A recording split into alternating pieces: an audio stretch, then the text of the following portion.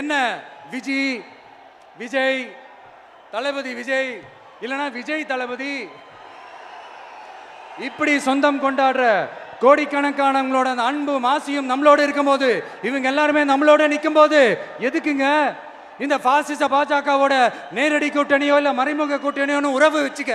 நாம என்ன உலகமாக ஊழல் கட்சி என்ன? அதனால நம்ம தலைமையில நாம அமைக்க போற இந்த உண்மையான மக்களாட்சிக்கான அச்சாரமாக மாபெரும் மக்கள் சக்தியே அணி அணியாக நம்மளோட திரண்டு நிக்கிறப்போ இந்த அடிமை கூட்டணியில சேர வேண்டிய அவசியம் நமக்கு எதுக்குங்க? நம்மளுடைய இந்த கூட்டணி சுயம் இழந்த கூட்டணியெல்லாம் இருக்காது, சுய மரியாதை கூட்டணியாக தான் இருக்கும். இந்த ஒரு பக்கம் ஆர்எஸ்எஸ் கிட்ட அடிபணிஞ்சுக்கிட்டு, இன்னொரு பக்கம் மதச்சார்பற்ற கூட்டணின்னு இந்த மக்களை ஏமாத்துற கூட்டணியெல்லாம் நம்ம கூட்டணி இருக்காது. நான் இப்பவும் சொல்றேன், நம்மளை நம்பி வர்றவங்களுக்கு ஆட்சியிலும் அதிகாரத்திலும் உறுதியாக பங்களிப்பு செய்யப்படும். உடனே இந்த கேள்விகள்லாம் வரும். அப்ப யாரு கூட்டணி, யாரு வரா, யாரு போறா, இந்த கேள்விகள்லாம் வரும். இந்த கேள்விகளுக்கெல்லாம் ஒரே ஒரு பதில் தான், சஸ்பென்ஸ்ல சஞ்சாரம் செய்யுங்க. ஆனா ஒண்ணு, 2026 2 பேருக்கு நடுவுல தான் போட்டியே. ஒன்னு டிவிகே, இன்னொன்னு டிஎம்கே. மாண்புமிகு பிரதமர் நரேந்திர மோடிஜி அவர்களே 3வது முறையா ஒன்றியத்தோட ஆட்சி அதிகாரத்தை நீங்க தானே கையில் வச்சிருக்கிறீங்க. இல்ல நாங்க தெரியாம தான் கேட்கிறோம். நீங்க ஆட்சிக்கு வந்தது ஒட்டுமொத்த மக்களுக்கும் நல்லது செய்யவா, இல்ல நம்மளுடைய இந்த இஸ்லாமிய நண்பர்களுக்கும் இஸ்லாமிய தோழர்களுக்கும் எதிராக சதி செய்யவா? ஒண்ணு மட்டும் சொல்றேன், தெரிஞ்சுக்கங்க. என்னதான் நீங்க இந்த நேரடி மறைமுக கூட்டணின்னு குட்டிகரணம் போட்டாலும் தாமரை இலையில தண்ணியே ஒட்டாது. தமிழக மக்கள் மட்டும் எப்படி ஒட்டுவாங்க? எம்ஜிஆர்னா யார் தெரியும்ல, அவர் மாஸ்னா என்னன்னு தெரியும்ல. அவர் ஆரம்பிச்ச அந்த கட்சியை, எம்ஜிஆர் அவர்கள் ஆரம்பிச்ச அந்த கட்சியை கட்டி காக்கிறது யாரு? இன்னைக்கு அந்த கட்சி எப்படி இருக்குது அதை நான் சொல்லிதான் உங்களுக்கு தெரியணுமா என்ன? அப்பாவி தொண்டர்கள் அதை வெளியில சொல்ல முடியாம வேதனையில தவிக்கிறாங்க. 2026 சட்டமன்ற தேர்தலில் யாருக்கு ஓட்டு போடணும், எப்படிப்பட்ட ஆட்சி இங்க அமையணும்னு அந்த அப்பழுக்கற்ற அந்த தொண்டர்களுக்கும் ரொம்ப நல்லாவே தெரியும். அதனால என்ன வேஷம் போட்டுக்கிட்டு பாஜக இங்க தமிழ்நாட்டுக்குள்ள வந்தாலும் அவங்க வித்தை எல்லாம் இங்க வேலைக்கே ஆகாது. சில பேர் பேசுகிறார்கள், அனைத்து இந்திய அண்ணா திராவிட முன்னேற்ற கழகம் இப்பொழுது யார் கையில் இருக்கிறது என்று கேட்கின்றார்கள். பாவம், அறியாமையின் காரணமாக பேசுவதாக நான் பார்க்கின்றேன். இது கூட தெரியாமல் ஒரு கட்சிக்கு தலைவராக இருக்கின்ற சொன்னால் அவரை நம்பி எப்படி தொண்டர்கள் இருப்பார்கள்? ஆகவே இன்றைக்கு நாட்டிலே என்ன நடக்குது என்று தெரியாமல் சில பேர் சில கருத்துக்களை தன் இஷ்டம் போல் பேசி வருகிறார்கள். 234 தொகுதியிலையும் இந்த விஜய் தான், அதாவது உங்க விஜய் தான் உங்க சின்னம். இந்த விஜய் உங்க விஜய், உங்களுக்கான விஜய், உங்களுக்காக மட்டுமே இருக்கிற விஜய். உங்க கூட நிக்க, உங்களுக்காக நிக்க, உண்மையா நிக்க, உணர்வோட நிக்க, உறுதியா நிக்க, உங்க கூட பேச, உங்களுக்காக பேச, உண்மையா பேச, உணர்வோட பேச, உறுதியா பேச, உங்களுக்காக சேவை செய்ய உங்க விஜய் நான் வர. பொன்மனச்செம்மல் புரட்சி தலைவர் எம்ஜிஆர் அவர்கள் கட்சி தொடங்கப்பட்டு 5 ஆண்டு காலம் தன்னுடைய உழைப்பை கொடுத்து ஆட்சியை பிடித்தார். இதையும் புரட்சி தலைவியும் அப்படித்தான். எடுத்துடனே முதலமைச்சராகவில்லை, பல ஆண்டு காலம் மக்களுக்கு உழைத்து மக்களுடைய நன்மதிப்பை பெற்று அதன் மூலமாகத்தான் நாட்டுடைய முதலமைச்சரானார். பேரறிஞர் அண்ணா அவர்கள் எடுத்துடனே முதலமைச்சராகவில்லை. தன் வாழ்க்கையிலே எவ்வளவு போராட்டங்களை சந்தித்தார். மொழிக்காக சிறை சென்றார். நாட்டு மக்களுக்கு நன்மை செய்ய வேண்டும் என்ற அடிப்படையிலே தன் வாழ்க்கையை அர்ப்பணித்தார். இப்படி நம்முடைய தலைவர்கள் எல்லாம் மக்களுக்கு அர்ப்பணித்து வாழ்ந்து நமக்கு அதிமுக இயக்கத்தை அடையாளம் காட்டிவிட்டு சென்றிருக்கிறார். எழுத்துடனே எந்த இயக்கமும் மக்களுக்கு நன்மை செய்துவிட முடியாது.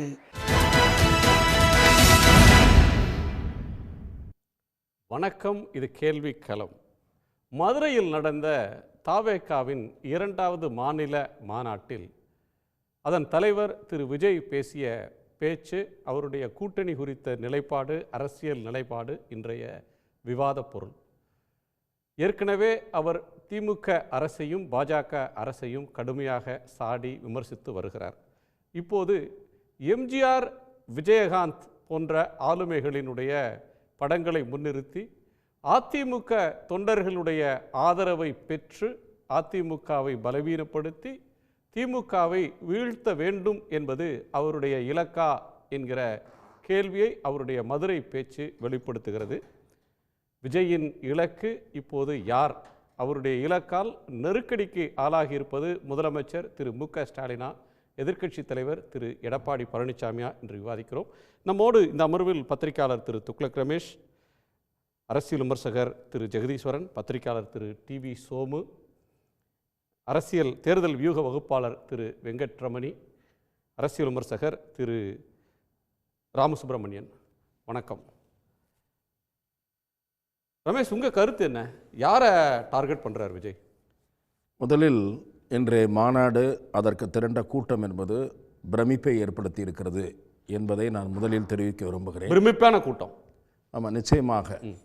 ஏனென்றால் அண்ணா திராவிட முன்னேற்றக் கழகமும் திராவிட முன்னேற்றக் கழகமும் அண்மை காலமாக நடத்துகிற மாநாடுகளுக்கான தேர்ந்தெடுக்கிற இடம் என்பது இதைவிட மிக மிக சிறிய பரப்பளவில் கொண்ட இடங்களில்தான் திராவிட முன்னேற்றக் கழகமும் சரி அதிமுகவும் சரி பேசி வருகின்றன. இதைவிட பெரிய கூட்டத்தை ஒரு பத்திரிகையாளராக நான் பார்த்திருக்கிறேன். அது வேறு விஷயம். ஒரு பத்திரிகையாளராக மக்கள் திலகம் மறைந்த எம்ஜிஆர் அவர்களுடைய கூட்டத்தை நான் பார்த்திருக்கிறேன். ஒன்று வந்து பிரம்மாண்டமான கூட்டம், பெரிய இடத்துல சேர்த்திருக்காரு, பெரிய கூட்டம் திரண்டிருக்கு. ஆனால் பல விஷயங்கள் இருக்கின்றன. அவருடைய பேச்சு தொடர்பாகவும் இந்த அரசியல் தொடர்பாகவும் நிறைய விமர்சனங்கள் இருக்கின்றன. முதலில் இவருக்கு 2 சொகுசு கேரவன் வேன்களை ஸ்டேஜுக்கு பின்னாடி நிறுத்தி கொண்டார். தொண்டர்கள் மண்டை காய்கிற வெயிலில் அவதிப்பட்டார்கள் என்பதை நாம் பார்த்தோம். அவர் வெயில் வந்து நிற்க சொல்றீங்களா? இல்லை, நான் சொல்லுகிறது, கோடிக்கணக்கில் பணம் புரண்டு இவ்வளவு பெரிய மாநாட்டை நடத்த தெரிந்த உங்களுக்கு அந்த மாநாட்டுக்கு கணக்கு கேட்டால் சில பேர் என்ன சொல்றாங்க, எல்லா கட்சியும் கொடுத்தாங்களான்னு கேட்குறாங்க. எங்கிட்டே கூட ஒரு ஊடகவியலாளர் பந்தல் போட்டு நிழல் கொடுக்கலாம்னா பந்தல் போட்டா கூட்டத்தோட பிரம்மாண்டம் தெரியறது இல்லைன்னு சொல்றாங்க. இல்லை, ஒரு ஏரியல் வியூ இல்லை, உங்களுடைய தொண்டர்களுடைய பாதுகாப்பு, தொண்டர்களுடைய நலன் முக்கியமா, இந்த விளம்பர வெளிச்சம் முக்கியமா? நீ வாங்குற 5க்கும் 10க்கும் எதுக்கு இந்த மாதிரி கோஷம் போட வைக்கிறேன்னு ஒரு படத்தில் வர்ற காமெடி மாதிரி நான் கேட்பது, திராவிட முன்னேற்றக் கழகமும் அண்ணா திராவிட முன்னேற்றக் கழகம் ஓரிரு நிகழ்வுகள் தான். ஆனால் திராவிட முன்னேற்றக் கழகம் மிக பெரும்பாலான நிகழ்வுகளில் இந்த மாநாட்டுக்கான வரவு எவ்வளவு, செலவு எவ்வளவு, மீறி தலைமை கழகத்தில் எவ்வளவு ஒப்படைக்கிறோம் என்று பல மாநாடுகளுக்கு நான் நேரடியாக சென்று கவர் செய்திருக்கிறேன். திரு வீரபாண்டி அவர்கள் நடத்திய மாநாடாகட்டும், திரு வீரபாண்டி ஆறுமுகம், திரு கோசிமணி. சரி, அடுத்து இல்லை, நான் சொல்வது இந்த மாநாட்டுக்கான செலவுக்கு யார் பொறுப்பேற்றார்கள்? ஓகே, ஏதாவது ஓப்பன்னஸ் இருக்கா? இவ்வளோ பெரிய ஒரு கட்சி நடத்துறீங்க, கூட்டம் நடத்துறீங்க, யார் இதற்கெல்லாம் ஃபைனான்ஸு எங்கிருந்து வருகிறது என்பது தெரிவிக்கப்பட வேண்டும். சரி, இந்த மூடு மந்திர அரசியல்லாம் சரியா வராது. 3 பாயிண்ட் சொல்றீங்க சார். பிரம்மாண்டமான கூட்டம், வரவு செலவுல வெளிப்படைத்தன்மை இல்லை, 3வது தலைவர் சொகுசா இருக்கிறார், தொண்டர்களை வெயில்ல காய விட்டார். இல்ல, சரி, இதை தவிர இருக்கு. அரசியலுக்கு அவர் பேச்சோட அரசியலுக்கு வர அரசியலுக்கு ஒரு வாய்க்கு வந்தபடி பாரத பிரதமரை பேசுறது, முதலமைச்சரை பேசுறது, இதெல்லாம் புதிய குற்றச்சாட்டுக்கள் எதுவுமே இல்லை. அதே மாதிரி நீங்கள் என்ன பண்ண போகிறீங்கன்னு கேட்ட கேள்விக்கு இன்று தான் ஓரளவு வந்திருக்காரு. அதில் ஏதாவது புதுசாக இருக்காருன்னா, பெண்களுக்கு பாதுகாப்பு தரேன், விவசாயிகளுக்கு நல்லது செய்கிறேன், இளைஞர்களுக்கு நல்லது செய்கிறேன், தமிழ்நாட்டில் இருக்கிற எந்த கட்சியுமே இதெல்லாம் சொல்லலையா? இது அடுத்த விமர்சனம். மிக முக்கியமான விமர்சனம் அடுத்த விமர்சனம் என்னன்னா, இதுவரை உங்கள் கொள்கை தலைவர்களாக பேசிட்டு வந்தவங்கள பூத்துவரதோட தொப்புனுக்களை போட்டார். அவ்வளவுதான். மேடைக்கு வந்தார், செருப்பை கட்டினார், 5 பேர் படத்துக்கும் பூவை தூங்கினார். அதுக்கு பிறகு பார்த்தா புதுசாக தலைவர்களை தூக்குறாரு. அண்ணான்றாரு, எம்ஜிஆர்ன்றாரு, விஜயகாந்த்ன்றாரு. எம்ஜிஆருக்கும் இவருக்கும் விஜய்க்கும் என்ன சார் சம்பந்தம்? தெரியாமல் தான் கேட்குறேன். இது ஒரு சம்ஸ்கிருத வார்த்தை உண்டு, ஸ்நான பிராப்தி கூட கிடையாது. எம்ஜிஆருக்கும் விஜய்க்கு என்ன தொடர்பு இருக்குது? மக்கள் தலைவர் எம்ஜிஆருடைய நீண்ட பொது வாழ்க்கை பின்னணி என்ன, இவருடைய பின்னணி என்ன? எம்ஜிஆர் இருங்க, ஆரம்பத்தில் காங்கிரஸ்காரராக இருந்து, கதராடை அணிந்தவராக இருந்து, பிறகு அண்ணாவால் ஈர்க்கப்பட்டு அரசியலுக்கு வந்து சார் அவர் சொல்ற கருத்து இது சார். புரியுது சார் நீங்க சொல்றது. பெரியாரை தலைவராக ஏத்துக்கிறாரு, காமராஜரை தலைவராக ஏத்துக்கிறாரு, அதுக்கடுத்து அண்ணாவை ஏத்துக்கிறாரு. எங்க அண்ணா இத்தனார் 1.5 வருஷம் எங்க போனாரு உங்களுக்கு? சரி, இப்போ வச்சு எம்ஜிஆர் எங்க போனாரு 1.5 வருஷம்? பெரியார சொன்னாலே அண்ணாவும் எம்ஜிஆரும் அடக்கம் சார். அதுதான் நோக்கம் தெரிஞ்சு போச்சுல ஃபினிஷிங்ல. பெரியார சொன்னாலே அண்ணா எம்ஜிஆர் அதுக்குள்ள இருக்காங்கன்னு அவர் நினைச்சுக்கிறாரு. ஏன் பின்னாடி இப்ப பின்னாடி அவருடைய நோக்கம் வெளிப்பட்டு போச்சுல. நீல சாயம் வெளுத்து போச்சுன்னு கமலஹாசன் பாட்டுல வர்ற மாதிரி அதுதான் வெளுத்து போச்சுல. என்ன சாயம் வெளுத்து போச்சு? என்ன வெளுத்து போச்சு? அண்ணா திமுக எப்படி இருக்கு பாத்தீங்களா? அண்ணா திமுக எப்படி இருக்கு பாத்தீங்களா அப்படின்றது என்ன? அது எம்ஜிஆர் தொண்டர்கள் அவர்களுக்கு தெரியும். ஓட்டு போடும்போது பச்சையா இதை விட எப்படி சார் ஓட்டு பிச்சை எடுக்க முடியும்? சார் வெளிப்படையா சொல்றாரு சார், ஏடிஎம்கே தொண்டர்கள் அதிருப்தியில் இருக்கிறாங்க. நான் சொல்லுவது எம்ஜிஆர் அவர்களை கையில் எடுத்ததே விஜய் தன் மீதான நம்பிக்கை சிதைந்திருக்கிறதை காட்டுகிறது. ஒன்ன முன்னிறுத்தி ஓட்டு கேளு சார். அவர்தான் எல்லா 234 தொகுதியிலும் என்னுடைய முகம்தான் சின்னம். அதுதான் சொல்லிட்டு போங்க. அது சொல்லிட்டு போங்க. தேர்தல் அரசியலுக்கு போறப்ப எம்ஜிஆர் இரவல் வாங்குகிறீர்கள். ஒன்றோடு ஒன்று சேர்த்துக்குவாங்க சார். எம்ஜிஆர் ஏன் இரவல் வாங்குகிறீர்கள்? ஒன்றோடு ஒன்று சேர்த்துக்குவாங்க. கொள்கை தலைவர் இருக்காரு. உங்களெல்லாம் கொள்கை தலைவர் இருக்காரு. தந்தை பெரியார். ஆமா, எம்ஜிஆருக்கு அவர்தானே தலைவர். அண்ணல் அம்பேத்கர். எம்ஜிஆருக்கு அவர்தானே தலைவர். இல்ல, எம்ஜிஆருக்கு அண்ணா தான் தலைவர். எம்ஜிஆருக்கு அண்ணா தான் தலைவர். இல்லை, அண்ணாவுக்கு யார் தலைவர்? இருங்க, அண்ணாவுக்கு யார் தலைவர்ன்றது இப்ப கேள்வி இல்ல. அத கேள்விக்கு பதில் சொல்லுங்க. அண்ணாவுக்கு யார் தலைவர்? இருங்க, அண்ணாவுக்கு யார் பதில் தலைவர்? அண்ணா பெரியார்ல இருந்து அண்ணாவுக்கு யார் சார் தலைவர்? பெரியார்ல இருந்து கருத்து மாறுபாடு தான். அண்ணா யாருக்கு தலைவர்? சரிங்க, அண்ணாவுடைய தலைவர் யார்? அண்ணா திராவிடர் கழகத்துல இருந்தாரு. பிறகு வெளியே அண்ணா சொன்னதை நான் கோட் பண்றேன். நான் கொண்ட ஒரே தலைவர் தந்தை பெரியார். ஈவேரா பற்றி மறைந்த வரையிலும் பண்ணலாம். ஆனால் நான் சொல்வது இருங்க, தலைவர் பதவிக்கு அண்ணா எம்ஜிஆர் மறைந்த தலைவர் சார். அவரை இன்வால்வ் பண்ணல. உங்களுக்கு என்ன ப்ராப்ளம்? அண்ணாவை கட்சியின் பெயரிலும் கொடியிலும் வைத்தவர் எம்ஜிஆர். சரி, அந்த இயக்கம் அண்ணாவை முன்னிறுத்தி தான் அண்ணாவின் பாதையிலிருந்து கலைஞர் விலகி சென்று விட்டார் என்பதுதான் கட்சி தொடங்கிய போது அவர் முன்வைத்த குற்றச்சாட்டு. சரி, நீங்க அதெல்லாம் வைக்கவே இல்லை. எனக்கு கொள்கை தலைவர் பெரியார் ஈவேரா என்று சொன்னவர் விஜய். அந்த கொள்கை தலைவரை விட்டுட்டார். இப்போ திடீர்னு கொள்கை தலைவருக்கு மாலை போட்டு தான் சார். அதான் பூ போட்டு முடிஞ்சு போச்சு. உங்களுக்கு பிரச்சனை பெரியார கொள்கை தலைவர்னு சொல்லிட்டதா இல்ல எம்ஜிஆர் சொல்லி அவர் எம்ஜிஆருடைய எம்ஜிஆரை சொன்னால்தான் அதிமுக ஓட்டை பெற முடியும் என்கிற பரிதாப நிலைக்கு விஜய் வந்திருக்கிறார். ஏன் சார், ஒரு கட்சி தொடங்கும் போது தான் ஓட்டோட இன்னும் 4 ஓட்டு சேரணும்ன்ற இடத்துல வர்றாரு சார். ஒரு நிமிஷம் காமேஷ் கேட்டலாம். ஒரே செகண்ட். தாவேக்காவோட காமேஷ் குறுக்கிட வரும்னார் நினைக்கிறேன். திரு காமேஷ் சொல்லுங்க சார். எம்ஜிஆர் பேசுறது, எம்ஜிஆர் புகழை பாடுவதுன்றது தன் மீதான நம்பிக்கையின்மையை காட்டுது அப்படின்னு ஒரு விமர்சனத்தை முன்வைக்கிறாங்க. அதாவது இப்போ இவர் சொன்னது ஃபர்ஸ்ட் என்னன்னா, இவர் 2 நாட்களாக அந்த மாநாட்டுக்கான வேலைகள் செய்யும் போது வரலாறு திரும்புகிறது அப்படின்னு ஒன்று போட்டுட்டு மேலே இந்த பக்கம் அண்ணா படம், இந்த பக்கம் எம்ஜிஆர் படம் வச்சிருந்தாங்க. அதை சுத்தி காட்டுவதற்காக தான் முக்கியமாக இன்று எம்ஜிஆரை பற்றி பேசினார். ஃபர்ஸ்ட் பாயிண்ட், கொள்கை தலைவர்களாக விட்டு கொடுக்கல. அவர் சார் அண்ணன் ரமேஷ் அண்ணன் நினைக்கிறேன், அவர் சரியா பார்க்கலன்னு நினைக்கிறேன். எடுத்த உடனே அவர் ரொம்ப தெளிவாக சொல்றாரு, 5 பேர் கொண்டவர்களை நாங்கள் கொள்கை தலைவராக வச்சிருக்கோம். இவங்க தான் எங்களுக்கு எல்லாமே முக்கியமாக பார்க்கப்படுகிறது. கட்சி தொடங்கி கட்சியை மக்கள்கிட்ட செல்லுகிற போது எம்ஜிஆர் தொண்டர்களை, எம்ஜிஆரை புகழ்ந்து அவருடைய அப்பாவி தொண்டர்கள், அதிமுகவோட தொண்டர்கள் அப்பழுக்கற்ற தொண்டர்கள் சொல்றாரு. இப்போ மற்ற கட்சி தொண்டர்கள்லாம் அழுக்கோடு இருக்கிறவங்களா அப்படின்ற கேள்வி வேற யாராவது எழுப்புவாங்க.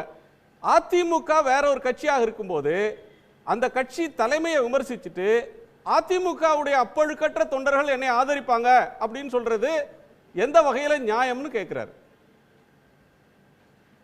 இல்லை சார், இது நீங்கள் எப்படி எடுக்கணும்னா, டேய் நீ இவன் தாண்டா திருடன் அப்படின்னா அப்போ மற்றவெல்லாமும் அதில் திருடனாகவும் வரலாம், திருடன் இல்லாமையும் இருக்கலாம். அந்த மாதிரி ஒரு கணக்கு. நல்லவனாகவும் இருக்கலாம், நல்லவன் இல்லாமல் இருக்கலாம். ஆனால் நீங்கள் என்னன்னா ஒருத்தரை மட்டும் குறிச்சா அடுத்தவன்லாம் இல்லைன்ற எதிர்மறை கருத்தை எடுத்துக்க கூடாதீங்க. புரியுதுங்களா? இப்போ அவர் என்ன சொல்றாருன்னா, அந்த கட்சி இவ்வளோ எம்ஜிஆரால் உருவாக்கப்பட்ட கட்சி இன்று நிலைமை என்னன்றதை எடுத்து உரைக்கிறதற்காக தான் வைக்கிறார். அவரோட கட்சியோட தொண்டர்கள் குழப்பத்தில் இருக்கிறார்கள். பிடிக்காத, அவர் சொல்றாரு, ஒட்டாத பாஜகவுடன் ஒரு கூட்டணி வச்சிருக்காங்க, அது அவங்க கட்சி தொண்டர்களுக்கு பிடிக்கல, அதனால தான் அவங்க இப்படி ஒரு இதைதான் எடுத்து வைக்கிறார் அவர் முக்கியமாக. ஸோ இப்போ என்ன நான் கரெக்டாக சொல்றேன், முதல்ல ஃபர்ஸ்ட் அவர் எடுத்துறாரு, அவர் தன்மேல் நம்பிக்கை இல்லாமல் எம்ஜிஆரை கை தூக்குறாங்க. ஆக்சுவலி எம்ஜிஆர் இன்னைக்கு ஓகே, அது அதிமுகவை எடுத்தாலும் எல்லாமே இருந்தாலும் இன்று 2026 வரலாறு திரும்புகிறது. அதற்கு காரணம் முதல் தடவை செய்தது அண்ணா, அடுத்த தடவை பண்ணது எம்ஜிஆர் என்ற அதை சுத்தி காட்டுவதற்காக, அதை கோடிட்டு காட்டுவதற்காகவே அந்த எம்ஜிஆரை பத்தின ஒரு விஷயத்தை எடுத்து வைக்கிறார். First point. ரெண்டாவது இப்போ இவருக்கு வந்து தன் மேல் நம்பிக்கை இல்லைன்னு சொல்றவரு 234 தொகுதியிலையும் இந்த விஜய் தான் முகம்ன்றத எடுத்து உரைக்கிறாரா இல்லையா? அப்புறம் வந்து இவர்கிட்ட எந்த கொள்கையும் இல்லை, திருப்பி திருப்பி சொன்னதே தான் சொல்றாருன்னா, சார் எல்லாருமே மக்களுக்காக தான் சார் பேசுவாங்க. ஒரு நாட்டில் யார் இருக்காங்க? மக்கள் இருக்காங்க. அந்த மக்களுக்கு சேவை செய்யணும்ன்ற போது அவர்களை எப்படி மேம்படுத்துவது தான் பேசிட்டு இருப்பாங்க. அதுக்காக நான் புதுசா நான் போயிட்டு அண்டார்டிகாலேருந்து தண்ணி கொண்டு வந்து தமிழ்நாட்டில் விடுவேன் நான் சொல்லுவாங்க? தமிழ்நாட்டில் இருக்கிற மக்களுக்காக, மக்கள் சேவைக்காக இதெல்லாம் ஏற்கனவே சொல்லிட்டாங்களேன்னா சொன்னீங்க, ஆனா செய்யல. ஆனா நாங்க சொல்ல மாட்டோம், செய்வோம் அப்படின்றத அவர் சொல்றார். சொல்லல, செயல் செயல் செயல் அப்படின்னு சொல்லிட்டு இருக்காரு. ஒன்லைனர் திரு எடப்பாடி பழனிசாமி அதுக்கு என்ன பதில் சொல்லியிருக்காருன்னா, திடீர்னு கட்சி ஆரம்பிச்சுட்டு அதிமுக யார் தலைமையில் இருக்குதுன்னு கூட தெரியாம பேசுறாரு, அது அவருடைய அறியாமையை காட்டுகிறதுன்னு விமர்சிக்கிறார். விஜய் அறியாமையில் இருக்கிறாரா சார்? இந்த இடத்துல இல்ல சார், இந்த இடத்துல எடப்பாடி ஐயாவோட அறியாமை தான் புரியல. அவர் என்ன சொல்ல வர்றாருன்னா, இந்த கட்சி யாரிடம் இருக்கிறது? அதிமுக தலைமை இருக்கு, ஆனா மாப்பிள்ளை இவர் தான் போட்டுக்கிற சட்டை எந்த இல்லைன்ற மாதிரி அதிமுக தான் இருக்குன்றது எல்லாம் நினைக்கிறீங்க. ஆனா உண்மையிலே அது அதிமுக இல்ல, பாஜக கிட்ட தான் இருக்கு. அதனால்தான் நேரடியான ஒரு கூட்டணி இருக்கு அப்படின்றார். இதை நம்ம சொன்னோம்னா அவர் ரமேஷ் சாருக்கு கோவம் வரும். இருந்தாலும் இதுதான் உண்மை. அவங்க என்ன சொல்றாங்களோ அதை மட்டும் தான் செய்வாங்க. ஏன்னா 2 கூட்டணி கட்சிகள் உட்கார்ந்து அமித்ஷாவும் எடப்பாடி ஐயாவும் 2 மாபெரும் கூட்டணி சேர்ந்துட்டோம் சொல்லிட்டு பேசுறாங்க. 2 கூட்டணி கட்சிகள் உட்கார்ந்து பேசினாங்கன்னா அமித்ஷா மட்டும் தான் பேசினாரு. ஏன் எடப்பாடி ஐயா பேசவே இல்லை? எதுவுமே வாயே திறக்கலையே, அமைதியா. கட்சிக்கு நிதி வர்ற வழியை சொல்லுங்க. பேர் வேற. கட்சிக்கு நிதி வரும் வழியை சொல்லுங்க. ரொம்ப சிம்பிள். செலவெல்லாம் யாருக்கு சார்? சூப்பர் சார், அதை நான் சொல்றேன். இந்த செலவு எல்லாமே விஜய் சார் தான் பண்ணது. இதை ஏன் சொல்றேன்னா, அவர் உழைச்ச காசை செலவு பண்ணியிருக்காரு. இந்தியாவிலேயே ஷாருக் கானுக்கு அடுத்தது 82 கோடி ரூபாய் சென்ற ஆண்டு டாக்ஸ் கட்டியிருக்காரு sir. Tax 82 crores. Shahrukh Khan 90 crores. தமிழக இந்தியாவில் 2வது 82 crores டாக்ஸ் கட்டியிருக்காரு. இந்த செலவெல்லாம் அவர் தான் பண்ணியிருக்காரு. நீங்க கேட்கிற மாதிரி ஒவ்வொருத்தருக்கெல்லாம் கொண்டு வந்து கொடுக்கணும்ன்ற அவசியம் இல்ல. எலெக்ஷன் கமிஷன்ல இதற்கான செலவுகள் வரவுகள் என்ன ஏதுன்னு அங்க சப்மிட் பண்ணுவாங்க. ஓகே சார், பொது வெளியிலும் தெரிவிக்கப்படணும் சார். எல்லாருக்கும் சொல்லணும் அவசியம் இல்லை, நீங்க சொல்ல எல்லா முடியாது. கட்சியிலும் சப்மிட் பண்ண. அப்பனா கருப்பு பணம் என்கிற குற்றச்சாட்டு உங்களை நோக்கி வரும். இந்த கேள்வி நீங்கள் எல்லாரிடம் கேட்கிறீர்களா? 3000 கோடி பாண்டு வந்திருக்கு. இத பத்தின ஒரு வெள்ளரிக்கை கொடுத்து இதற்கான பேலன்ஸ் ஷீட்டோட நீங்க சப்மிட் பண்ணிருக்கீங்களா? எங்க வந்திருக்கு உங்களோடது? ஓகே ஓகே, இப்படி நான் கேட்கலாமா? சார், இது வந்து தனிப்பட்ட இண்டிபெண்டன்ட் பாடி. ஓகே சார், மதிமாறன், இன்னைக்கு எடப்பாடி பழனிசாமி அவர்கள் சொன்ன ஒரு விஷயத்துல இருந்து நம்ம டிபேட் அடுத்து தகுதி, அதை கேட்கக்கூடிய தகுதி எலெக்ஷன் கமிஷனுக்கு இருக்கு. கண்டிப்பாக தேர்தல் கமிஷனுக்கு நிச்சயமாக எலெக்ஷனுக்கு முன்னாடி அவங்க சப்மிட் பண்ணாங்க. ரைட் சார், நீங்க எலெக்ஷன் கமிஷனுக்கு கொடுங்க சார். பொது வெளியில தான் வரப்போகுது. ஆடிட்டட் அக்கவுண்ட் அவங்க பப்ளிக் இது எலெக்ஷன் கமிஷனுக்கு கொடுக்கணும். அது பொது வெளியில வரட்டும், பேசலாம். அது பண்ணாதான் அவங்க சின்னத்தை அலாட் பண்ணுவாங்க இந்த எலெக்ஷனுக்கு. அதனால கண்டிப்பா ஆகணும். மதிமாறன், இந்த மாநாடு விஜய் பேசின பேச்சு எதை காட்டுதுன்னு ஒண்ணு, அதுக்கு எடப்பாடி பழனிசாமி அவர்கள் இன்னைக்கு இன்னொன்னையும் பேசியிருக்கிறாரு. திமுகவை வீழ்த்தும் சக்தி கொண்ட ஒரே இயக்கம், வீழும் சக்தி உள்ள ஒரே கட்சி அதிமுக மட்டும்தான் அப்படின்னு தன்னை பொசிஷன் பண்றாரு. ஏடிஎம்கே வாக்காளர்களை கவர்ந்து திமுகவை வெல்லணுன்றது அவருடைய கணக்கு. எங்களால தான் வெல்ல முடியும்னு திரு எடப்பாடி பழனிசாமி சொல்றார். இருமுனை தாக்குதலை ஸ்டாலின் எதிர்கொள்கிறாரா? இன்றைக்கி விஜயோட பேச்சு வந்து இதுக்கு முன்னால் பேசுகிற பேச்சுக்கும் இதுக்கும் நிறைய வித்தியாசம் இருக்குது. இதுக்கு முன்னால் பேசும்போது கொஞ்சம் நிறைய தடங்கள் இருந்தது, கொஞ்சம் ஸ்டக் ஆவார். அது எப்படி இருந்ததுன்னா ஷூட்டிங் ஸ்பாட்டை பார்க்குற மாதிரி இருந்தது முதல்ல உள்ளது. இப்போ எப்படி இருக்குன்னா டப்பிங்லாம் முடிஞ்சு சினிமாவிலேயே பார்ப்போம்ல, அந்த ஆக்ஷனு, அந்த பில்டப்பு, அதெல்லாம் அப்படியே ஒரு ஷூட்டிங் முடிஞ்சு டப்பிங்லாம் முடிஞ்சு பார்க்குற ஒரு பேச்சோட நேர்த்தியாக ஒரு பேச்சு இருந்தது இன்றைக்கி. இதில் ஓப்பனிங்லேயே ஒரு சிங்கம் கதை சொன்னார். சிங்கத்தை ஒரு குறியீடாக அவரை தான் சொல்கிறாரு.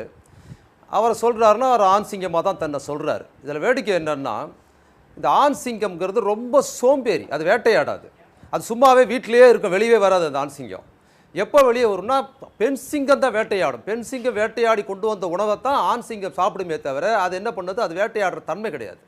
அதே போல் என்ன பண்ணுன்னா, இப்போ ஆண் சிங்கம் வந்து தண்ணி, அவர் என்னென்னா வெளியில் வந்தால் தண்ணி காட்டும்னு சொல்கிறாரு. தனியாக வந்து தண்ணி காட்டும்னு. ஆண் சிங்கம் தனியாக வந்து தண்ணிலாம் காட்டாது, தனியாக வந்து தண்ணி குடிக்கும். அதே போல் இன்னொரு விஷயம், இந்த ஆண் சிங்கத்துக்கிட்ட இன்னொரு குணாம்சம் என்னன்னு பார்த்தீங்கன்னா, பெண் சிங்கம் குட்டி போட்டுருச்சுன்னு வச்சுக்கோங்க, அந்த குட்டியை பராமரிக்கிற வரைக்கும் அது என்ன பண்ணுன்னா ஆண் சிங்கத்தோடு இணை சேராது. அது அப்போ இணை சேராத போது ஆண் சிங்கம் போய் அதை சீண்டும் போது அது என்ன பண்ணும், தவிர்த்துடும். தவிர்க்கும் போது ஆண் சிங்கம் என்ன கருதுதுன்னா, இந்த குட்டிகளால் தான் இந்த பெண் சிங்கம் தன் கூட சேர மாட்டதுன்னு சொல்லி அந்த குட்டிகளே ஆண் சிங்கம் கொன்னுடும். அப்போ சிங்கத்தோட குணாம்சம்ங்கிறது இயல்பில் இதுதான். இதை தான் அவர் குறியீடாக சொல்கிறார். அதுக்கப்புறம் இன்னொன்று சொல்கிறாரு, காமராஜரையும் டாக்டர் அம்பேத்கரையும் தோற்கடித்தது அரசியல்வாதிகள், நடிகர்கள் இல்லைன்னு சொல்கிறாரு. நடிகர்கள் அரசியல்வாதிகளும் தோற்கடிச்சாங்க, அப்புறம் நீங்கள் எதுக்கு அரசியலுக்கு வரீங்க, நடிகரவே இருக்க வேண்டியது தானே ஒன்று.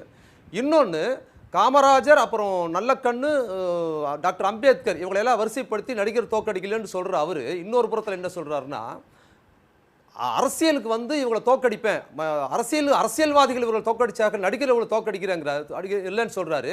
நல்ல கண்ணுவை தோற்கடித்தது அப்படின்னு பார்த்தீங்கன்னா, நல்ல கண்ணு சார்ந்திருந்த இயக்கத்தை தோற்கடித்தது யாருன்னு பார்த்தீங்கன்னா, நடிகராக இருந்த எம்ஜிஆர் தோற்கடிச்சார். அதுக்கப்புறம் நடிகையாக இருந்த ஜெயலலிதா தோற்கடிச்சாங்க.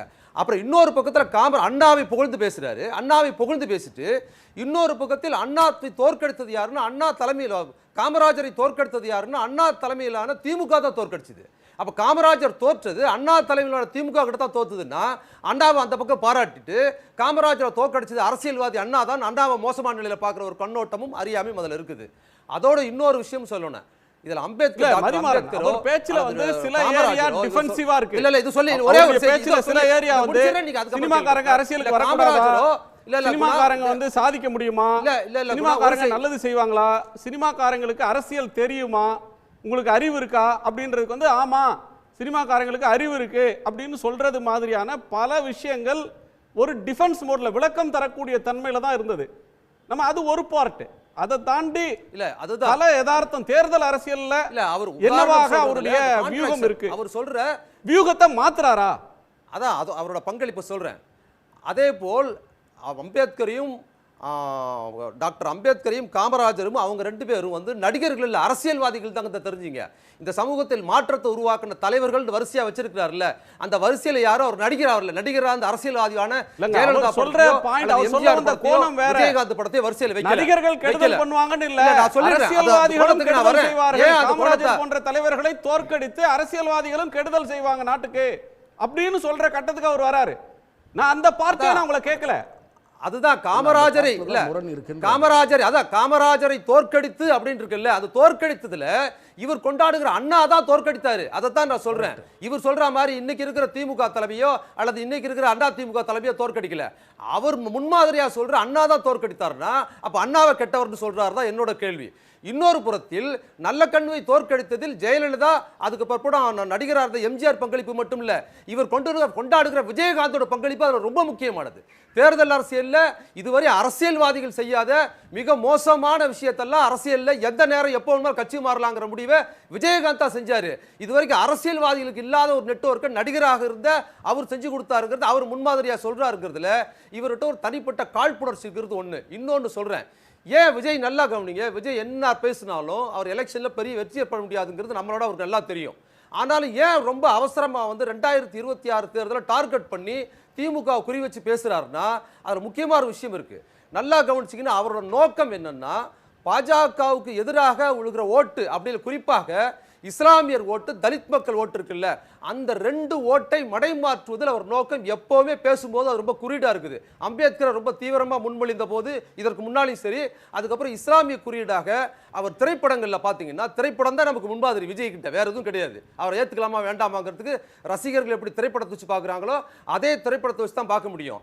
அந்த சினிமாவில் இதுவரைக்கும் எந்த கதாநாயகனும் சொல்லாத அளவுக்கு இஸ்லாமியர்கள் தேச துரோகிகளாக நாட்டை காட்டி கொடுக்கிறவர்களாக படம் எடுத்த அவரு அரசியல்வாதியா மாறும்போது என்ன சொல்றாருன்னு பாத்தீங்கன்னா முஸ்லீம் அடையாளத்தோட பேசுறாரு. இதற்கு காரணம் என்னன்னு பாத்தீங்கன்னா, அந்த இஸ்லாமியர் ஓட்டு தலித் ஓட்டுங்கிற பாஜகவுக்கு எதிர்ப்பாக 100% இருக்கும் அந்த ஓட்டை மடைமாற்றி இவர் வாங்கிட்டார்னா பாஜக கூட்டணிக்கு என்ன அந்த பக்கம் போறதுக்கு வெற்றி வகையை ஈஸியா பண்ண முடியுங்கிற இந்த நெட்வொர்க் இருக்கு. அதில் குறிப்பா பாத்தீங்கன்னா இவர் சிறுபான்மை அடையாளத்தை திரும்ப திரும்ப முஸ்லீம் குறியிட சொல்றாரு. இவர் ஒரு சிறுபான்மை சமுதாயத்தை சேர்ந்த கிறிஸ்துவ அடையாளத்தை பத்தி இவர் பேசுறதே கிடையாது. இவர் பேசும்போது மேடைகள்ல பக்கத்துல முஸ்லீம் குல்லா போட்டவங்க இருப்பாங்க, பர்தா அணிந்தவங்க இருப்பாங்க. ஆனாலும் ஒரு பாதிரியார் இருக்க மாட்டாரு, தன்னை கிறிஸ்துவர்னு சொல்ல மாட்டாரு, பக்ரீதுக்கு வாழ்த்து சொல்லுவாரு, ரம்ஜானுக்கு வாழ்த்து சொல்லுவாரு, ஆனா கிறிஸ்துமஸுக்கு வாழ்த்து சொல்ல மாட்டாரு. ஏன்னா தன் மீது கிறிஸ்துவ அடையாளம் வந்துருச்சுன்னு சொன்னா நமக்கு பெரும்பான்மை ஓட்டு கிடைக்காதுங்கிற அந்த கண்ணோட்டம் இருக்கு. இதெல்லாம் இதுக்கு முன்னால சீமான் பார்த்துக்கிட்டு இருந்தாரு, அதை வேலை இவர் பார்க்கிறாரு. இந்த தமிழ்நாட்டில் இது செல்லுபடி ஆகாது. ஏன்னா நார்த் இந்தியாவில் எந்த பாஜக வந்து கிளியர் கட்டா இருக்காங்க. நார்த் இந்தியாவில் என்ன பண்றாங்கன்னா பாஜக முஸ்லீம் ஓட்டை அவங்களுக்கு தேவையில்லைன்னு முடிவு பண்ணிட்டாங்க. எனக்கு முஸ்லீம் ஓட்டே தேவையில்லைன்னு முஸ்லீம் விரோதத்தின் மூலமாக இந்து ஓட்டை பெறுவதுக்கு முறையில் இருக்கிறாங்க. அதே போல அங்க தலித் மக்களுக்கு எதிரான ஒரு அரசியலை பண்ணி தலித் ஓட்டும் தேவையில்லைன்னு உத்தரப்பிரதேச தலித் ஓட்டு நடவடிக்கை பண்றாங்க. பண்ணிட்டு இந்த முஸ்லீம் ஓட்டும் தலித் ஓட்டும் தன்னை எதிர்க்கிற காங்கிரஸுக்கு போகக்கூடாதுங்கிறதுனால பாஜக என்ன பண்ணுது, அவர்களே தன் கைப்பாவையாக என்ன பண்றாங்கன்னா பாஜக எதிர்ப்புக்கு ஆளை நிப்பாட்டுறாங்க. இஸ்லாமிய கட்சியை சேர்ந்தவங்களை தனியா நிப்பாட்டி வச்சு பாஜக அவங்களே திட்டி அங்க ஓட்டு வாங்குறது, தலித்தியங்களை தனியா நிப்பாட்ட வச்சு நாங்க தான் உண்மையான பிரதிநிதின்னு சொல்லி காங்கிரஸ் போற மட்டும் அவங்க வாங்குறதுங்கிற இந்த பாலிடிக்ஸ் நார்த் இந்தியாவில் நடக்கிற அந்த பாலிடிக்ஸ்க்கு தான் மையம் விட்டு தான் விஜய் இங்க வராரு. அவரோட நோக்கம் அதுதான். அது வட இந்தியாவில் செல்லுபடியாகும், தமிழ்நாட்டில் செல்லுபடியாகாது. இப்ப கூட நான் சொல்றேன், விஜயோட நோக்கம் சிறுபான்மை மக்கள் மற்றும் தலித் மக்கள் ஓட்டை திமுகவுக்கு போகாமல் மடைமாற்றி அவர் எடுத்துக்கிட்டாருன்னா பாஜக அதிமுக கூட்டணி ஓட்ட ஓரளவுக்கு வெற்றி பெறதுக்கான சோர்ஸுங்கிற வேலையை அவர் பார்க்கிறாரு. அதைத்தான் அவர் தொடர்ந்து செய்கிறாரு. இன்னை மேடை பேச்சும் அதைத்தான் வலியுறுத்துது. தொடர்ந்து பேசலாம் ஜெகதீஸ்வரன். முதல்ல வந்து அவர் இந்த ஓப்பனிங்கில் பேசுகிற அந்த சிங்கம் கதை, அவர் நான் எப்படி பார்க்குறேன்னா எல்லா விஷயத்துக்கும் என்ன கேள்வி கேட்டுகிட்டே இருக்கீங்க. ஒரு ஆணவ படுகொலை நடந்தால் ஏன்பா கருத்து சொல்ல மாட்டீங்களா? ஒரு போராட்டம் நடந்தால் எதுக்கு நீங்கள் ரொம்ப சிம்பிளாக சொல்லுங்க, ஏன் டெய்லி பாலிடிக்ஸ்க்கு வர மாட்டீங்கன்னா டெய்லி பாலிடிக்ஸ்க்கு நான் வரமாட்டேன். அவர் கையை தூக்குறாரு மறுபடியும். என்னை வந்து தினம் தினம் கேள்வி கேட்டிங்கன்னா டெய்லி பாலிடிக்ஸில் வரமாட்டேன்னு சொல்கிறார். ஆனால் அவரே இன்னொரு இடத்துல என்ன சொல்கிறாருன்னா, எனக்கு இப்போ வேறு எந்த வேலையுமே இல்லை. ஏன்னா எனக்கு தெரிந்து மே மாதத்தோட ஒரு ஷூட்டிங், ஜனநாயகன் பட ஷூட்டிங் ஃபுல் டைம் பாலிடிக்ஸ் வந்துட்டார். வேறு எந்த வேலையுமே இல்லை. ஆனால் அரசியல் வேலையை நான் செய்ய மாட்டேன் அப்படின்னு ஒரு இடத்துல சொல்கிறார். நிறைய முரண்கள் இருக்குது. மூணாவதாக நான் அடுத்த மாதம் இன்னும் மக்களை அதிகமாக சந்திக்கும் போது இன்னும் நீங்கள்லாம் என்ன செய்வீங்க அப்படின்னு ஒரு இடத்துக்கு வரார். நீங்கள் போராடுகின்ற தூய்மை பணியாளர்களையே தன்னோட பணியோர் வீட்டுக்கு வாங்க அப்போ தான் உங்களை பார்ப்பேன்னு சொல்கின்ற நடிகர் விஜய் அவர்கள் இந்த நேரத்தில் வந்து எப்படி ஒரு சுற்றுப்பயணம் போய் மக்களோட பிரச்சனைகள்லாம் பேச போகிறார், அணுக போகின்றார் அப்படிங்கிற பல கேள்விகள்லாம் இருக்குது. கன்சிஸ்டன்சியும் இல்லை. நீங்கள் வந்து நீட்டு குறித்து போன வருஷம் நடந்த அந்த கல்வி திருவிழாவில் பேசினது, நீட்டுக்காக ஒரு இடைக்கால தீர்வு, ஒரு நீண்ட கால தீர்வு, ஒரு உடனடி தீர்வுன்னு 3 விஷயங்களை முன்வைக்கிறார். இந்த வருடம் நடந்த கல்வி திருவிழாவில் நீட்டு மட்டும் தான் தேர்வா, இந்த மாதிரி பல தேர்வுகள் இருக்குன்னு முரண்படுறார். இப்போ மறுபடியும் நீங்கள் வந்து மோடி அவர்களே அப்படின்னு கேட்கும்பொழுது நீட்டுக்கு நீங்கள் எப்போ விலக்கு கொடுப்பீங்கன்னு கேட்குறேன். என்னன்னா ஒரு கன்சிஸ்டன்சியும் ஒன்று இருக்குன்னு கேட்டீங்கன்னா சுத்தமாக இல்லை. வியூகம் அப்படின்ற ஒன்று மாறுது, நிச்சயமா மாறுது. அதாவது கட்சி துவங்கிய பொழுது நாம் தமிழர் கூட போனால் என்ன தவறு அப்படின்னு சொல்ல சீமான்ட்ட சந்திப்புல நடத்தினாங்க. அது எப்போ உடஞ்சதுன்னா விக்கிரவாண்டி மாநாட்டோட, ஏன்னா சீமான் அவர்கள் கொள்கை எதிரி அப்படின்னு கொள்கை ரீதியாக ஒன்று அந்த பக்கம் இல்லை இந்த பக்கம் இல்லைன்னு சொல்லிய பிறகு இனிமேல் சீமான் கூட கூட்டணி இல்லை. அதற்கு பிறகு பேச்சு எப்படி மாறுதுன்னா அதிமுகவுடன் விஜய் செல்லக்கூடிய வாய்ப்புகள் இருக்குன்னு சில பத்திரிகைகள் 60 சீட்டு 80 சீட்டு டெபியூட்டி சிஎம் முதற்கொண்டு எழுதிட்டாங்க. இது மாதிரியே போயிட்டு இருக்கு. அதனால அதிமுக விமர்சிக்க தயங்குறாங்க. தாவேக்க வந்து எந்த இடத்துலையும் நீங்க அதிமுகவோட ஊழல் குறித்து என்னப்பா உங்களோட கருத்துன்னு கேட்டீங்கன்னா எங்களுக்கு வந்து விக்கிரவாண்டி வந்து விழுப்புரம் பக்கத்தில் இருக்குன்னு பதில் சொல்லுவாங்க. சம்பந்தமெல்லாம் பதில் பேசிட்டு இருப்பாங்க. அதெல்லாம் கொஞ்சம் கொஞ்சமாக நீங்க எப்படி போகுதுன்னு கேட்டீங்கன்னா அப்போ வந்து அதிமுக கூட்டணி போயிடுவாங்கன்னு நினைச்சிட்டு இருந்த சமயத்தில் என்டிஏ கூட்டணிக்குள்ள அதிமுக போயிட்டாங்க. அப்போ அது பெரிய ஷாக். அது வந்து ஆதவ அர்ஜுன் அவர்களுக்கு, விஜய் அவர்களுக்கு, ஸ்ட்ராட்டஜிஸ்ட் எல்லாத்தையும் பெரிய ஷாக்காக இருக்கு. ஆனாலும் என்ன சொல்றாங்க, இல்ல கண்டிப்பா எடப்பாடி அவர்கள் டிசம்பர்ல இந்தியா விட்டு வெளியே வந்துருவாரு. எடப்பாடி அதிமுகவோ டிவிக்கவோ அவங்க விமர்சனமே பண்ணல. அதே மாதிரி ஒரு பொட்டன்ஷியல் அலையாதானே பார்த்துட்டு விஜய் தான் முதலமைச்சர் வேட்பாளர்ன்றதுல அது க்ளோஸ் ஆயிடுச்சு.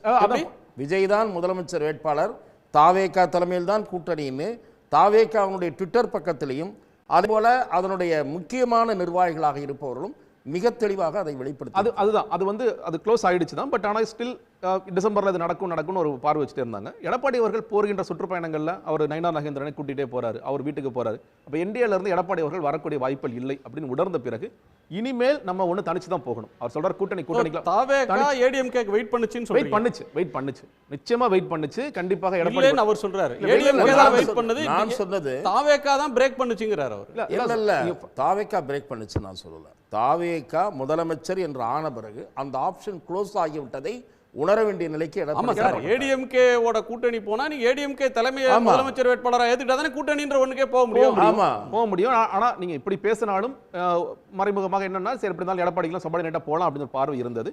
ஆனா என்டிஏல இருக்கிற பாஜகவை நம்ம வந்து கொள்கை எதிரின்னு சொல்லிய பிறகு அந்த கூட்டணியில எப்படி போக முடியுங்கிற, அதனால எப்பொழுதுமே பாஜக எதிர்ப்போம் ஆனால் அதிமுக எதிர்க்க மாட்டோம்னு ஒரு வித்தியாசமான நிலைப்பாட்டோடு இருந்துட்டே இருந்தாங்க. இப்போ போக போக நிச்சயமாக அதிமுக வந்து என்டிஏல இருந்து வராது, பாஜக அதிமுக கூட்டணி தொடர போகிறது உறுதியான பிறகு இனி நம்ம தனிச்சு தான் போகணும். தனிச்சு போனா நமக்கான ஆப்ஷன் என்னன்னு கேட்டீங்கன்னா நம்ம அப்ப யாருடைய வாக்களை குறி வைக்கணும். அவருக்கு ஒரு வாக்கு இருக்கு. நான் சொல்றேன் இன்னைக்கு இளைஞர்கள் வந்திருக்காங்க, பெண்கள் வந்திருக்காங்க, அந்த வாக்குகள் கொஞ்சம் இருக்கு, ஒரு பெர்சன்டேஜ் இருக்கு. அதை தாண்டி ஒரு குறி வைக்கிற வாக்குகளாக அதிமுக வாக்களை குறி வச்சிடலாம் அப்படிங்கிற ஒரு இடத்துக்கு நகர்றாரு. நீங்க அதிமுக வாக்க குறி வைக்கிறாருன்றீங்க. மதிமாறன் வந்து சிறுபான்மையினர் வாக்குகள், தலித்துகள் வாக்குகள், பிஜேபி எதிர்ப்பு மனநிலையில் இருக்கிற திமுக ஆதரவு வாக்குகளை இல்லங்க அது விஜய் அது குறி நான் வைக்கிறாருன்னு எப்படி பார்க்கறேன்னா, அவர் நீங்க வந்து எனக்கு தெரிந்து இஸ்லாமியர் வாக்கள் அவ்வளவு எளிதாக திமுக எல்லாம் உடனே போயிடாது. நீங்க வந்து கிறிஸ்தவர் வாக்கள் நீங்க நம்மளோட ரெப்ரஸன்டேட்டிவ்னு சில பேர் நினைக்கலாம். அது கூட அவ்வளவு எளிதாலாம் அவ்வளவு ஈஸியாலாம் போயிடாது. ஏன்னா நீ காலமாகவே திமுகவிற்கு தான் சிறுபான்மையினர் வாக்களிச்சுட்டு வர்றாங்க. இவர் வக்பு வாரியத்தை பத்தி பேசிட்டேன், இல்ல வந்து நான் 2 இடத்துல சிறுபான்மைன்னு வார்த்தையை பயன்படுத்திட்டேங்கிறதுக்காகவே அவர் நம்பி ஓட்டு போடுவாங்க. அதெல்லாம் நடக்கும். அவருடைய குறி வந்து முஸ்லீம் வாக்குகளோ தலித் வாக்குகளோ அல்ல. கொஞ்சம் போகும். நீங்க வந்து இப்ப இயல்பாக பார்க்கும் பொழுது அந்த கட்சியில வந்து தலித் இளைஞர்கள் இருக்கிறாங்களா, இருக்காங்க, கொஞ்சம் போகுமே தவிர நீங்க பெரிய அளவுல இந்த ஓட்டை பிரிச்சிருவாருன்னு எனக்கு அதுல நம்பிக்கை இல்லை. அவர் குறிவைக்கின்ற வாக்கள் இல்ல, அதிமுக வாக்கள். ஏன்னா அதிமுக குறித்து ஏன் இன்னைக்கு ஒரு டோன் எடுக்கிறாருன்னா, சரியான தலைமை இல்லைன்னு சொல்வதன் மூலியமாக அந்த அதிமுக வாக்கள் என் பக்கம் வருங்கிறார். ஏன்னா ஆதவர்ஜனா இன்னொரு எங்க போறாரு, 60% அதிமுக எங்களுக்கு ஏற்கனவே வந்துருச்சுன்னு சொல்றாரு. ஒரு நிமிஷம், மதிமாறன் குறுக்கிட்டாரு. மதி இல்ல, கடந்த நாடாளுமன்ற தேர்தலில் கூட பிஜேபி நின்ற வேட்பாளர்கள் தொகுதியில், சில தொகுதிகளில் தமிழ்நாட்டிலேயே திமுக பெரும்பான்மையாக இந்துக்கள் இருக்கிற பகுதியில் இந்து வேட்பாளரை பாஜகவும் நிப்பாட்டுது, அதே இந்து சாதி பின்புலம் உள்ள வேட்பாளரை திமுகவும் நிப்பாட்டுது. அப்போ அந்த பகுதியில் பார்த்தீங்கன்னா பெரும்பான்மையான ஒரு சில இடங்களில் வந்து கணிசமான ஓட்டு முஸ்லீம் ஓட்டு இருக்குது. அந்த முஸ்லீம் ஓட்டு ஒருபோதும் பாஜகவுக்கு விழாது, திமுகவுக்கு தான் விழும். அந்த நேரத்தில் பாஜகவை இருக்கிறவர்கள் அந்த வேட்பாளரே அவர் என்ன பண்ணுறாரு, ஒரு வேட்பாளர் சுயேட்சை வேட்பாளரை நிப்பாட்டி என்ன பண்ணுறாரு, பாஜகவுக்கு திட்ட வச்சு திமுக ஓட்ட முஸ்லீம் ஓட்ட ஒரு முஸ்லீம் வேட்பாளர் நிப்பாட்டி முஸ்லீம் ஓட்ட தனியாக பிரிக்கிறதுக்கான வேலைகள் நடந்திருக்குது தமிழ்நாட்டில். அதுதான் நடக்குது. அது சுயேட்சையாக தனி தொகுதி, ஒவ்வொரு சுயேட்சையாக ஒரு சின்ன ஒரு தொகுதியில் நடந்ததை தமிழ்நாடு முழுக்க நடத்தி காட்டுவதற்காக தான் விஜய் நிர்ணயிக்கப்படுறாருங்கிறத நடைமுறையில் தெரிஞ்சுப்பீங்க. இந்த வேலையை தான் சீமான் மாட்டாரு. அவர் பாத்தீங்கன்னா அவர் வந்து தரவுக்கு ஹலோ நான் வந்து காலமாகவே நடந்த தேர்தல், திமுக பங்கெடுக்கின்ற தேர்தல்ல நீங்க இயல்பாகவே சிறுபான்மை வாக்கள், குறிப்பாக இஸ்லாமியரோட வாக்கள் வந்து திமுக தான் போகுது. நீங்க ஒரே எக்ஸெப்ஷன் 2014 மட்டும் தான் நினைக்கிறேன். அதுல வந்து ஜெயலலிதா அவர்களுக்கு நீங்க இஸ்லாமியர்கள் வாக்களித்தார்களே தவிர மற்ற இயல்பாகவே நீங்க திமுக தான் வாக்களிக்கிறார்கள். அதனால விஜய்னால பிரிச்சிட முடியும். நீங்க குறி வைக்கலாம், நீங்க வந்து சில பேர் குறி வைக்கலாம், அந்த ஸ்ட்ராட்டஜி எல்லாம் வகுக்கலாம், அதெல்லாம் வேற விஷயம். ஆனால் அவ்வளவு இயல்பாக இவர் பேசிட்டாரு அப்படிங்கறதுக்காக மூவ் ஆயிடுமானா மூவ் ஆகுதுன்னு நினைக்கிறேன். இல்ல சார், அவரோட விஷயம் இன்னைக்கு நடந்திருக்கு சார். விஜய் வெளிப்படையாக ஏடிஎம்கே லீடர்ஷிப்பை இன்டைரக்டாவும் டைரக்டாவும் பேசிட்டார். அதுக்கு ஏடிஎம்கே லீடர்ஷிப் வந்து திருப்பி எடுத்திருக்கிறது வந்து நீங்க எடுத்த ஒரு நேரம் ஆட்சியை பிடிக்க முடியாது சார் அப்படின்னு சொன்னதோடு இல்லாம டிஎம்கேவை வீழ்த்தணும்னா நீ எங்களுக்கு ஓட்டு போடணும், எங்களால தான் முடியும்ன்ற இடத்துக்கு திரு எடப்பாடி பழனிசாமி அவருடைய ஸ்ட்ராட்டஜி மறுபடியும் அவர் ஏதோ சொல்லிட்டு இருக்கார். என்டிஏல இருக்கிறவங்களும் சரி, எடப்பாடி அவர்களும் சரி, ஏன்னா அவங்க சர்வேஸ்லாம் சிலது எடுப்பாங்க. அப்படி பார்க்கும் பொழுது நீங்க வந்து விஜய் அவர்களுக்கு ஒரு வாக்கு வாங்குறாரு, நம்ம ஒரு வாக்கு வாங்குறோம், இதெல்லாம் சேர்ந்தால் தான் திமுக வீழ்த்த முடியுமே தவிர நம்ம தனித்தனியாக இருந்தால் வீழ்த்தவே முடியாதுங்கிறது நிச்சயமாக எடப்பாடி அவர்களுக்கு தெரியும். அதனால தான் இன்னைக்கு வரைக்கும் ஒரு சாஃப்ட் தான் எடுக்கிறார். இப்போ நேற்று இந்த நீங்க சொல்ற மாதிரி அண்ணா அவர்களோட பொய்ப்படமும் எம்ஜிஆரோட பொய்ப்படம் வரும்போது கூட அவர் வந்து ரொம்ப ஹார்ஷாலாம் போல. இப்போ வேற சில பாஜக எம்ஜிஆர் பயன்படுத்த முயற்சி போது ஹார்ஷாலாம் போனாங்க. இப்போ வரைக்கும் ஒரு சாஃப்ட் தான் எடுத்துட்டு இருக்காரு. இன்னைக்காவது நம்ம பேசி ஆகணுங்கிற இடத்துக்கு எடப்பாடி நகர்ந்திருக்காரே தவிர ஆனா முழுக்க வந்து இன்னும் விஜய் எதிர்க்கிறார். பயன்படுத்துறத யார் தடுக்க முடியும்? விஜயகாந்த் கட்சி தொடங்கின போது அவர் வந்து ஜெயலலிதா அவர்களுக்கு எதிராக தான் கட்சி தொடங்கினார். அவர் வந்து திமுக அதிமுக கலைஞர் ஜெயலலிதா 2 தலைவர்களையும் கடுமையாக விமர்சிச்சார். ஆனா அவர் வந்து கருப்பு எம்ஜிஆர்ன்ற ஒன்றும் அவரை வந்து எம்ஜிஆருடைய அபிமானம் பெற்றவர்ன்ற ஒண்ணுமா தான் ப்ரொஜெக்டும் பண்ணாங்க அந்த கட்சியில. எம்ஜிஆர் அவர்களுக்கு அவர் கருப்பு எம்ஜிஆர் தான் சார் போட்டாங்க. எம்ஜிஆர் அவர்களோடும் கலைஞரோடும் விஜயகாந்துக்கு தொடர்பு இருந்தது. இவருக்கு என்ன இருந்ததுன்னு கேட்கிறேன். இல்ல சார், இன்னொன்னு சொல்றாரு, நான் பழகுனது இல்ல, அவருடைய அன்பை பெற்ற விஜயகாந்த் எனக்கு தெரியும். இன்னொரு 2 விஷயம் சார். அதாவது எம்ஜிஆர் அவர்களையும் அண்ணா அவர்களையும் அவங்க பொய்ப்படமா வைக்கிறதுக்கு ஒரு முக்கியமான காரணம் தொடர்ச்சியா என்ன சொல்றாங்க, 1967 77 இந்த 2 தேர்தலும் முதலாக அவர்கள் வந்து கட்சியை தலைமை தாங்குகின்ற அண்ணாவும் அவர் ஆட்சி மாற்றத்தை அண்ணா பண்றாரு, அடுத்து எம்ஜிஆர் ஆட்சி பண்றாரு. அது மாதிரி நாங்க 2026 நான் பிடிப்பேன். அந்த அடையாளம் தான் தொடர்ச்சியா வராங்க. நீங்க கொள்கை தலைவராக மாற்ற ராம் சுப்ரமணியம் அப்படி ஆட்சியை பிடிச்சிட முடியுமா? எல்லோருக்கும் என்னுடைய வணக்கம். இன்னைக்கு அவர் பேசின பேச்சிலிருந்து சாராம்சமாக சில விஷயங்களை சொல்ல விரும்புகிறேன். ஒன்று, இந்த எம்ஜிஆர் அந்த சிங்கம் கதை சொன்னது, அது தனியாக நாங்கள் வந்து நான் எப்போ வரலாம், எப்போ மக்களை சந்திக்கலாம் அப்படிங்கிறத நான் டிசைட் பண்ணுவேன். அதனால் சிங்கத்தினுடைய தனித்துவம், அதனுடைய பராக்கிரமம் அதெல்லாம் பற்றி பேசுகிறார். அப்போ இன்னும் கூட அவர் வந்து மக்களோட நெருங்கி வருவதற்கு தயாராக இல்லைங்கிறது ஒன்று தெரியுது. என் டெரிட்டரியை நானே முடிவு பண்ணிப்பேன், அது சிங்கமே அதனோட டெரிட்டரியை முடிவு பண்ணிக்கும். கரெக்ட். நிறைய பஞ்ச் டயலாக் சார், ஆரம்பத்துல இருந்து கடைசி வரையும் பஞ்ச் டயலாக் பஞ்சம் இல்லை. பஞ்ச் டயலாக் அது அப்போ என்னன்னா இன்னும் அவர் மேலே குற்றச்சாட்டு என்னன்னா மக்கள்கிட்ட அவர் நெருங்கி போவது இல்லை, அவர் வந்து தனிமையில் இருக்கின்றார் அப்படிங்கிற மாதிரி அவரை பற்றி குற்றச்சாட்டுகள் இருக்கின்றன. அதுக்காக தான் அந்த சிங்கம் கதையை அவர் சொல்கிறாரு. ஆகவே இதே மாதிரியே மக்கள்கிட்ட நெருங்காமல் நான் எப்போ வரணும் அப்படிங்கிறத அவர் டிசைட் பண்ணான்னு சொன்னால் அது அவருக்கு மிகப்பெரிய சேதாரத்தை தான் ஏற்படுத்தும்னு நினைக்கிறேன். ரெண்டாவது, இப்போ வரலாறு திரும்புகின்றது அப்படிங்கிற மாதிரி சொல்கிறார். 1967 அந்த வரலாறு திரும்பி 2026 இவர் சீஃப் மினிஸ்டர் ஆகிடுவார் அப்படிங்கிற ஒரு பெரிய கனவோடு இருந்து கொண்டிருக்கின்றார். அது யதார்த்தமா அப்படின்னு பார்த்தீங்கன்னா 1967 எப்படி சார் டிஎம்கே ஆட்சிக்கு வந்தது? அது இன்னும் திடீர்னு அது வரல, ஏதாவது ஒரு கட்சி ஆரம்பித்தாங்க உடனே வந்துடுதுன்னு. 1947 இஃப் ஐ எம் ரைட். இப்போ துக்ளக் ரமேஷ்னா இருக்கார், அவர் இன்னும் கரெக்டாகவே டேட்டு கூட சொல்லுவார். 1949 அந்த கட்சி என்று ஆரம்பிக்கப்பட்டது. அதுக்காக கடுமையாக உழைத்தார். 52 எலெக்ஷன் நிற்கலை. அதற்கு பிறகு 57 ஒரு 15 சீட்டு பிடிக்கிறாங்க. பிறகு 67 ஆட்சியே பிடிச்சிடுறாங்க. இப்படி படிப்படியாக அவர்கள் சிஸ்டமேட்டிக்காக கிரவுண்ட் ஒர்க் பண்ணி அவங்க ஆட்சிக்கு வந்தாங்களே, இவர் மாதிரி நினச்சிட்டு உடனே வந்துடுவேன் அப்படிங்கிற மாதிரி. அதே மாதிரி 77 எம்ஜிஆருக்கும் டிஎம்கேக்கும் இருந்த சம்பந்தம் ஊர் உலகம் எல்லாருக்கும் தெரியும். இன்னும் அவர் திடீர்னு ஒரு சீஃப் மினிஸ்டராக தன்னை உருவெடுத்து மாற்றிக்கொண்டார், அவர் வந்துட்டார் அப்படிங்கிற மாதிரிலாம் கிடையாது. ஆகவே அந்த வரலாறுக்கெல்லாம் அவருக்கு சரியாகவே தெரியலன்னு நினைக்கிறேன். திரு விஜய்க்கு அந்த வரலாற்றை சரியாக படிக்காமல் யாரோ சொல்லி கொடுத்தா சார், அவருக்கு ஒரு கான்ஃபிடன்ஸ் இருக்குல்ல, 234 தொகுதிகளும் நானே வேட்பாளர், என்னுடைய முகம்தான் தேர்தல் சின்னம், யார் நின்னாலும் நீங்க எனக்கு ஓட்டு போடுறீங்க.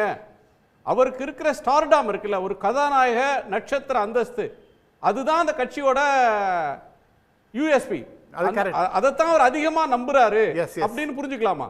இல்ல அதுதான் அது அவருடைய முழு நம்பிக்கை என்னன்னா, தன்னை வச்சுட்டு எலெக்ஷனை ஜெயிச்சிடலாம், தான் ஒண்டியே போகிறோம் 234 தொகுதிக்கும், மதுரை கிழக்காக இருக்கட்டும் மேற்குன்னு வரிசையாக சொல்லிவிட்டு கடைசி நான் ஆரம்பித்த உண்மையிலே ரொம்ப ஆச்சரியப்பட்டேன். ஓஹோ, கிழக்கில் தான் நிற்க போகிறாராகன்னு பார்த்தா வரிசையாக ஒன்று ஒன்றா சொல்லி கடைசியில் 234 நான் தான் நிற்க போகிறேன், உங்கள் வீட்டு பையனாக நிற்பேன் அப்படி இப்படிங்கிற மாதிரி ஒரு வசனெல்லாம் பேசுகிற சினிமாவில் பேசுகிற மாதிரி பேசினார். அவருடைய அப்ரோச் என்னன்னு பார்த்தீங்கன்னா, ஒன்று எம்ஜிஆருடைய ஓட்டு, அந்த ஓட்டை வாங்கிடணும். அதாவது ஏடிஎம்கேல மிகப்பெரிய அளவுக்கு அங்கே சேதாரத்தை ஏற்படுத்தி அந்த ஓட்டை நம்ம கேப்சர் பண்ணோம். திடீர்னு விஜயகாந்த் மேலே அவருக்கு பரிவு, பாசம், அன்பு அப்படிங்கிறதெல்லாம் ரொம்ப அதிகமாக போய் விஜயகாந்தனுடைய ஓட்டையும் வாங்கிறதுக்காக முயற்சி செய்து கொண்டிருக்கின்றார். ஆகவே இந்த ரெண்டுத்தையும் நீங்கள் விஜயகாந்தோட மனைவி விஜயகாந்த் படத்தை எடுத்துக்கிட்டு ஊர் ஊரா ரத யாத்திரை போயிட்டு இருக்காங்க. ஆமா, இல்லம் தேடி உள்ளம் நாடின்னு ஒரு தலைப்பு எதையோ ஒன்று போட்டு, ஆமா, விஜயகாந்த் மனைவி மச்சான் மகன் 3 பேரும் போகும்போது உழாத விஜயகாந்த் ஓட்டு விஜயகாந்த் பேர் சொன்னோடனே விழுந்துருமா? அதெல்லாம் வராது சார். அது முதல்ல ஒன்று சொல்கிறேன், எம்ஜிஆர் ஓட்டு, அதாவது நீங்கள் ரொம்ப அவர் ஏடிஎம்கே ரொம்ப அண்டர்மைன் பண்ணுறாருன்னு நான் நினைக்கிறேன். ரொம்ப அண்டர்மைன் பண்ணுறாரு. அதை ரொம்ப ஒரு ஏன்னோ இவர் சொன்னார்னா ஏடிஎம்கேல இருக்கிறவங்களாம் இவங்களுக்கு ஓட்டு போட்டுருவாங்க. அது ரொம்ப வீக் ஆகிடுது.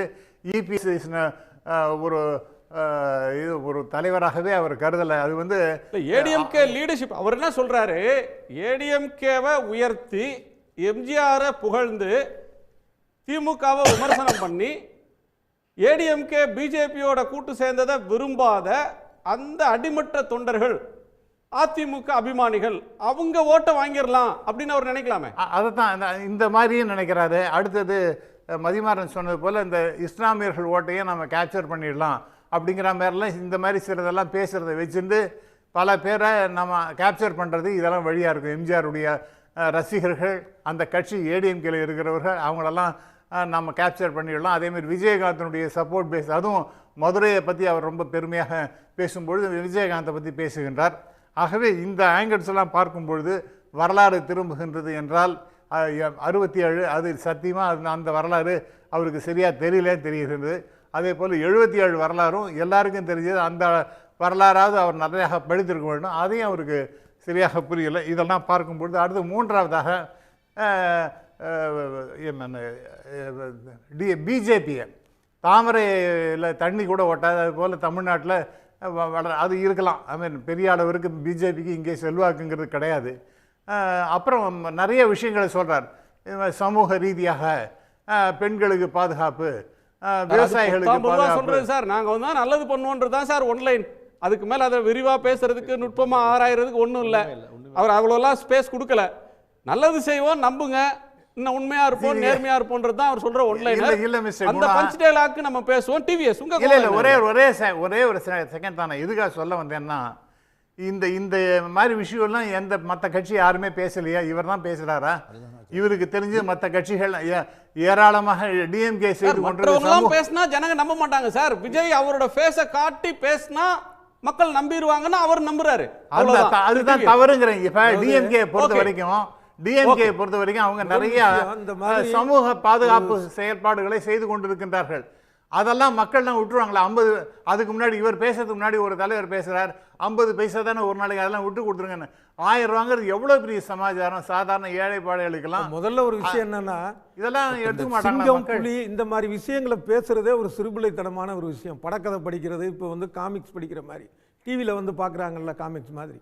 என்னன்னா அதுல தான் வந்து ஆடியோ லான்ச்சுக்கும் அரசியல் மேடைக்கும் வித்தியாசம் இருக்கு. ஆடியோ லான்ச்சுக்கு ஒரு கதை சொல்லணும், ஆடியோ லான்ச்சுக்கு வந்து ஒரு ஓமையெல்லாம் சொல்லணும், ஒரு பஞ்ச் டயலாக் 2-3 வேணும். அது தேவையில்லாத ஒரு விஷயம். ஏன்னா சிங்கம்னா தைரியமானது, நரினா தந்திரமானதுங்கிறதெல்லாம் மனிதன் வந்து திணித்த ஒரு கற்பனை தான் அது. நம்ம அதுக்கூட ஒரு ஒப்பீடுங்கிறதே ஒரு குழந்தைத்தனமான மனது, அது மாதிரி சொல்லலாம். அடுத்த பாயிண்ட், அது ஒரு விஷயம். அடுத்தது இது கூட்டம் பிரம்மாண்டமான கூட்டம்னு பல பேருக்கு ஒரு கருத்து இருக்கு. ரமேஷா தான் சொன்னாரு. இதில் என்னன்னா, அவர் ஒரு அரசியலுக்கே வராமல் ஒரு நடிகராக இருந்து ஒரு ரசிகர் மன்ற கூட்டம் சேர்த்திருந்தால் கூட இந்த கூட்டம் வந்துடும். முதல்ல அதை நம்ம வித்தியாசத்தை புரிஞ்சுக்கணும். இவர் வந்து நம்ம ஆள் ஒருத்தர், இவர் வந்து வேற கட்சியெலாம் எனக்கு பிடிக்கல, ஒரு அரசியல் மாற்றத்துக்காக நாங்கள் வர்றோன்ட்டு அங்கே யாரும் வரல. இவர் வந்து வெறும் ரசிகர் மன்ற கூட்டமாக கூப்பிட்டாலும் அப்படி தான் வந்திருக்கு. சரி சார், ரசிகர் மன்றத்துக்கு கூட்டினாலும் வரும். ரசிகர் மன்றத்தில் இருக்கிற யாரும் இவர் கட்சி தொடங்கி இன்னும் பாலிடிக்ஸ் பேசுற பிறகு நீங்க அரசியலுக்கு போயிட்டீங்க, நாங்க வரமாட்டோம் அப்படின்னு ஒதுங்கி இருக்கலையே. இல்ல, அரசியல் கருத்து சொன்ன பிறகும் வர்றாங்க அப்படின்னா அவரோட பாலிடிக்ஸ் அவங்க என்டார்ஸ் பண்றாங்கன்னு தான் அர்த்தம். இல்ல, இவரே வந்து முன்னும் முழுமையா சொல்லலைங்கிறது ஒரு விஷயம். இன்னொரு பக்கம் பார்த்தீங்கன்னா, உதாரணமாக இப்போ சீமான் மேல கடுமையான விமர்சனங்கள் எனக்கு உண்டு. ஆனால் அதை தாண்டி அவர் பக்கம் இருக்கிற அந்த வரக்கூடிய இளைஞர்களுக்கு ஏதோ ஒரு அரசியல் பார்வை, புரிதல் இல்லாத ஒரு அரசியல் பார்வையாவது இருந்தது. எங்களுக்கு திமுக அதிமுக வேண்டாம், இதுக்கு வர்றோங்கிற மாதிரி. இப்போ இவங்க கூட அவங்க என்ன பண்ணுவாங்கன்னா, அந்த கட்சிக்காரங்க கூடுதலாக இன்னொரு 4 பேர்கிட்ட ஓட்டு சேர்ப்பான். ஸோ அந்த வாக்கு சதவீதம் வந்து நாத்தாக்காவுக்கு அதிகரிச்சுக்கிட்டே வந்ததுக்கான ஒரு காரணத்தில் அந்த இளைஞர்களுடைய ஒரு அரசியல் ரீதியான ஒரு பார்வை இருந்துச்சு. அது சரியோ தப்போ விமர்சனமோ அது வேறு விஷயம். ஆனால் விஜயோடைய ரசிகர்களுக்கு அந்த மாதிரி அரசியல் பார்வை கிடையாது. அரசியல் ரீதியாக இவங்க போய் எங்கேயும் போய் வாக்கு திரட்ட போகிறது கிடையாது. அன்னைக்கு வந்து இன்னைக்கு வந்திருக்கக்கூடிய இளைஞர்கள் வந்து வாக்கு போடலாம், அவங்க வந்து ஓட்டு போடுவாங்களே தவிர, இவங்க சொல்லி வந்து நாங்கள் வந்து 1 கோடி பேர் சேர்த்துட்டோம், இந்த 2 கோடி பேர் சேர்த்துட்டோம், அந்த மாதிரி சொல்லி இது ஒரு பெரிய அளவுக்கான ஒரு மாற்றத்தை ஏற்படுத்தக்கூடிய அளவுக்கு விஜயோடைய கட்சி இருக்காது. ஓகே, ஒரு விஷயம். அடுத்தது என்னன்னா, இவர் இந்த ஊழல் சம்பந்தமா சொல்றாருல்ல, எல்லா கட்சியுமே சொல்றாரு, திமுக சொல்றாரு, பாஜக எல்லாமே சொல்றாரு, கரெக்டு. அதே நேரத்தில் இவர் திரைத்துறை இருந்தாலும் வாங்குற சம்பளம் இந்த மாதிரி சார் சொன்ன மாதிரி அதை செய்யணும். அந்த விஷயத்தை செய்யாம இவர் பொத்தாம்பொதுவாக வந்து ஊழல்னு சொல்லக்கூடிய ஒரு விஷயம் இருக்குல்ல, அது நடக்காது. அடுத்தது அதிமுக தொண்டர்கள் வந்து ஒருத்தர் கூட எங்களுக்கு வந்து நான் எம்ஜிஆர் மாதிரி உங்களை பார்க்குறேன்ட்டு ஓட்டு போட மாட்டாங்க. ஏன் அப்படின்னா, நீங்கள் படத்தில் இது வரைக்கும் எம்ஜிஆரை பற்றி ஏதாவது ஒரு வார்த்தை பேசியிருக்கீங்களா? டைலாக் வச்சுருக்கீங்க. இப்போ தான் வரப்போகிற படத்தில் சாட்டை எடுத்து வச்சுக்கிட்டு ஏதோ நான் ஏன் பிறந்தேன்னு ஏதோ ஒரு இது வருது போல இருக்குது. இது வரைக்கும் இல்லை. வெறும் 2 ஸ்டில்ல வந்து அண்ணாவும் பெரிய இது எம்ஜிஆரும் வச்சுட்டா உடனே ஓட்டு போட்டுருவாங்களா? இவர் ஏற்கனவே படத்தில் பேசியிருந்துருக்கலாம், செஞ்சுருந்துருக்கலாம், ஏன்னா நடிகர் தானே. அதனால் சொல்கிறேன். இல்லை வந்து ஒன்றும் இல்லை, இப்போ முதல் கூட்டம் நடத்தினார்ல மாநாடு, அந்த மாநாட்டில் வந்து ஒரு கண்காட்சி மாதிரி ஏதாவது வச்சாரா? இந்திய எதிர்ப்பு திமுகவை கடுமையாக எதிர்த்தா எம்ஜிஆர் ரசிகர்கள் ஓட்டு போட்டுற மாட்டாங்களா? இல்லை, அது ஒரு நம்ம இதில் வரிசையாக நம்ம பார்ப்போமே. இப்போ 91 வந்து ஒரு திமுக மேலே அபிமானம் உள்ளவர்கள் கூட யாருக்கு ஓட்டு போட்டாங்க? அதிமுகவுக்கு. 96 அதிமுக மீது அனுதாபம் உள்ளவங்க கூட திமுக ஓட்டு போட்டாங்க. இது பழைய கதை இல்லை. இப்போ விக்கிரவாண்டி தேர்தலையும் அதான் நடந்துச்சு. இப்போ அதிமுக வந்து அங்கே நிற்கலை. அப்போ உடனே என்ன சொன்னாங்கன்னா இல்லை அதிமுக காரங்க வந்து திமுக ஓட்டு போட மாட்டாங்க, அதனால் எங்களுக்கு தான் வரும் அப்படி இப்படி சொல்லிட்டு இருந்ததெல்லாம் போய் யதார்த்த மனநிலை என்னன்னா அதிமுக ஆதரவு உள்ளவர்கள் திமுக தான் போடுவான், திமுக ஆதரவு மனநிலை உள்ளவன் பிடிக்கல எனக்கு இதுன்னா இங்கே தான் வருவான். இதுதான் இது வரைக்கும் நடந்துட்டு இருக்கு. இவரை வந்து தேர்ந்தெடுக்கிறதுக்கு என்ன காரணம் இருக்கு? முதல்ல அதுக்கான வலுவான காரணமே இல்லையே. அவர் சொல்றதுல ஒரு கருத்துல மாறுபடுறேன். இன்னைக்கு வந்து திமுக மேல ஒரு ஆன்டி இன்கம்பன்சி இருக்கு, எனக்கு ஒரு சாய்ஸா அதிமுக இருக்கு, அதே இடத்துல டிவிக்கு இருக்குன்னு போது அதிமுக பாஜக கூட்டணி எனக்கு விருப்பம் இல்லை. நான் அந்த கூட்டணியை நான் ஏற்கனவே தோற்கடிச்ச கூட்டணி, அந்த கூட்டணி எனக்கு வேண்டாம், பாஜக இந்த மண்ணுக்கு தேவையில்லாத ஒரு கட்சி. அப்படிங்கும் போது எனக்கு ஆல்டர்னேட் சாய்ஸா டிவிக்கே வருது. இவரே பி டீம் தானே சொல்றாங்க. அது சொல்றது ஓகே சார், இவன் நேரடியா கூட்டணியில எதிர்ப்பு வாக்குகளை விஜய் ஏன் போகாதுன்னு நம்ம நினைக்கிறோம். பேசினார்ல அருண்ராஜ். இன்னொன்னு இப்ப 44% ஒரு காலத்துல அதிமுக இருந்து நீ 18% வந்திருக்கு. அப்ப இந்த வாக்குங்கிறது வெவ்வேறு கட்சிகளுக்கு போய் தான் இருக்கு. எந்த கட்சிக்குமே போல அப்படியே தான் ஸ்டாட்டிக்கா அங்கே இல்லன்னு சொல்றேன். அப்போ அப்படி இருக்கும் பொழுது விஜய் வந்து இப்போ இந்த இடத்துல ஒரு லீடர்ஷிப் கிரைசிஸ் இருக்கு, அதிமுக பெரிய லீடர் இல்ல. அப்படிங்கும் போது ஏன் இந்த அதிமுக தொண்டர்களுக்கு ஒரு ஸ்டார் வேணும், ஒரு வசீகரமான ஸ்டார், ஜெயலலிதா மாதிரியான ஒரு நட்சத்திரம் வேணும் அப்படின்னு நினைக்கிறாரு. ஆமா, நிச்சயமா அது லாக் பண்றாங்கல்ல. அவங்க வந்து இன்னைக்கு இளைஞர்களை கவர்ந்து இருக்கக்கூடிய கட்சியாக அதிமுக இருக்கா? நிச்சயமா இல்ல. அவங்க வந்து பூத் முகவர்களே வந்து இளைஞர்களை போட முடியாத நிலைமையில இன்னைக்கு அதிமுக இருக்காங்க. ஆனா இன்னைக்கு இவரோட பெரிய பலமாக இளைஞர்கள் இருக்காங்க. அப்படி இருக்கும் பொழுது போன வாட்டி அதிமுக ஓட்டு போட்டவங்க ஏன் இந்த வாட்டி டிவிக்கு ஓட்டு போட மாட்டாங்க? சின்ன ஊர்கள்ல வந்து தேவைக்கு வந்து பெரிய அளவுல இல்லங்கிறது நான் பார்த்தேன். சில ஊர்கள்ல, எல்லா ஊரும் தமிழ்நாடு முழுக்க உடன்படுறேன். ஒரு நகரங்கள்ல பரவிய விஜய் நகரங்கள், பெருநகரங்கள்ல இருக்கு, கிராமங்கள்ல குக்கிராமங்களில் பரவி இருக்கிறதா என்பது மிகப்பெரிய கேள்வி. அந்த விஜயை விரும்பக்கூடிய இளைஞர்கள் 1-2 பேர் இருக்கலாமே தவிர ஒரு அணியாக இப்ப திமுகவுக்கு அதிமுக பார்த்தா மிகச்சிறிய குக்கிராமத்தில் கூட அவங்களுக்கு ஒரு கட்டமைப்புங்கிறது இன்னை வரைக்கும் இருக்கு.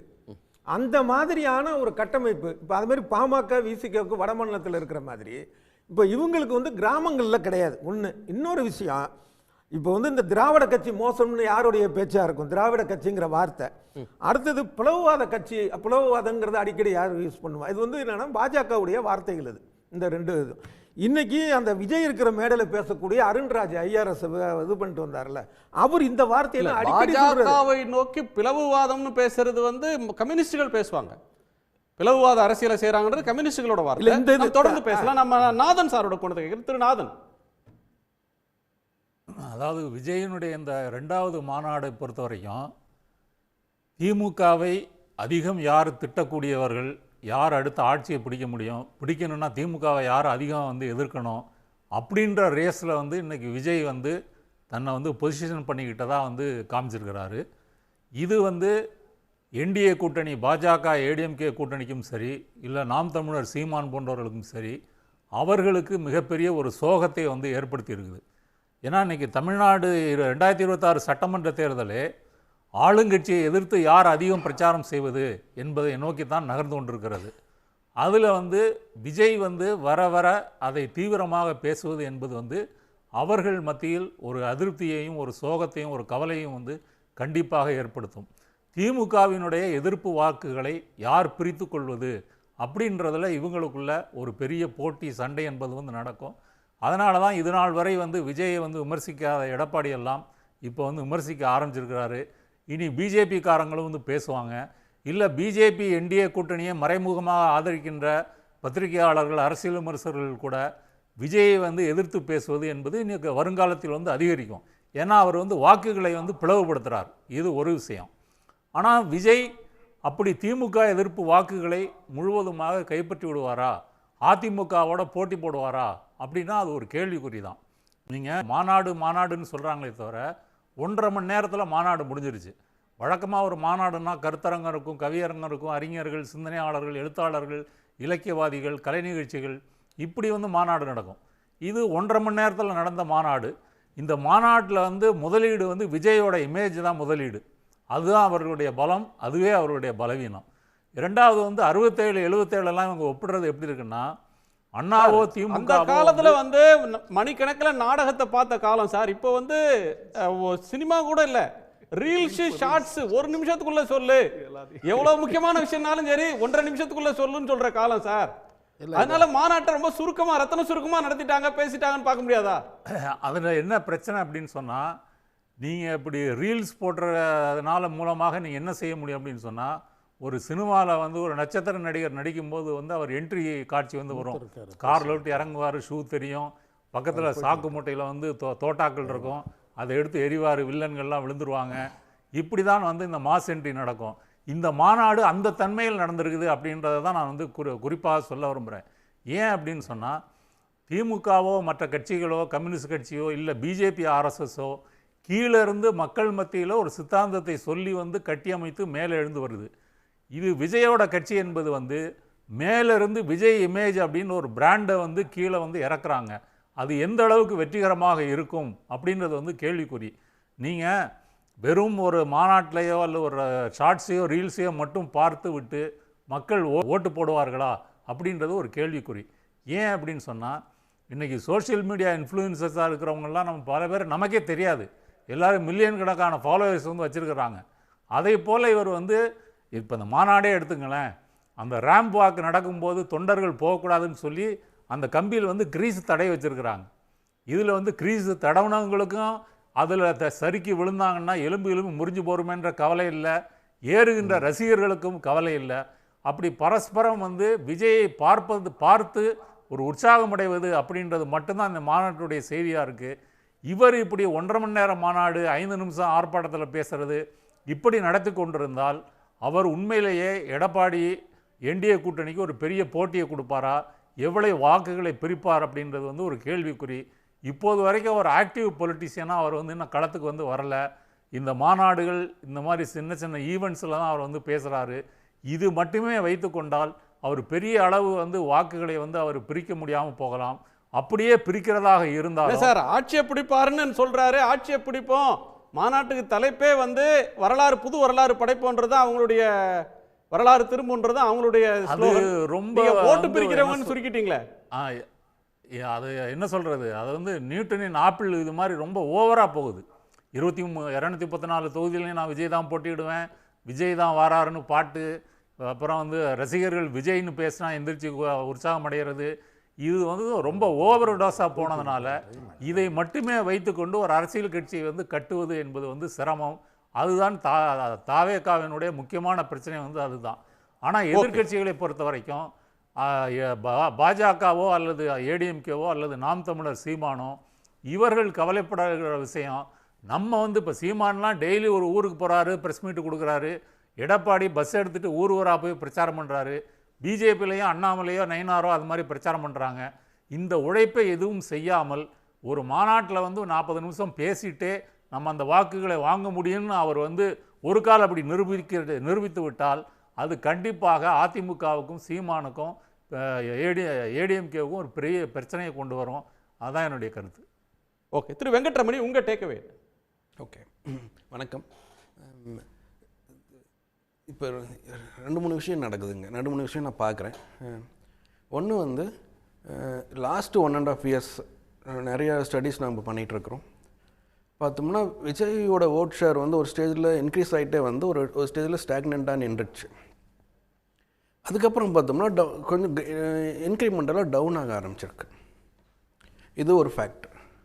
இன்னொன்று பார்த்தோம்னா எந்த மாதிரி சூழ்நிலையில் இந்த மாநாடு நடக்குது, ஸோ எப்போ வந்து ஓட் ஷேர் இன்க்ரீஸ் ஆன மாதிரி ஒரு தோற்றம் கிடைச்சி ஒரு ஸ்டேஜில் வந்து அந்த இன்க்ரீஸ் ஆகாமல் டிக்ரீஸ் ஆகாமல் ஒரு இடத்துல ஸ்டாக்னண்ட்டாக நின்ற ஒரு காலம் மாறி டிக்ளைன் ஸ்டார்ட் பண்ணுற ஒரு ஸ்டேஜில், ஆனால் பட் டிக்ளைன் வந்து டிராஸ்டிக் கிடையாது. இன்க்ரீஸ் பார்த்தோம்னா ரொம்ப டிராஸ்டிக்காக இருந்துச்சு.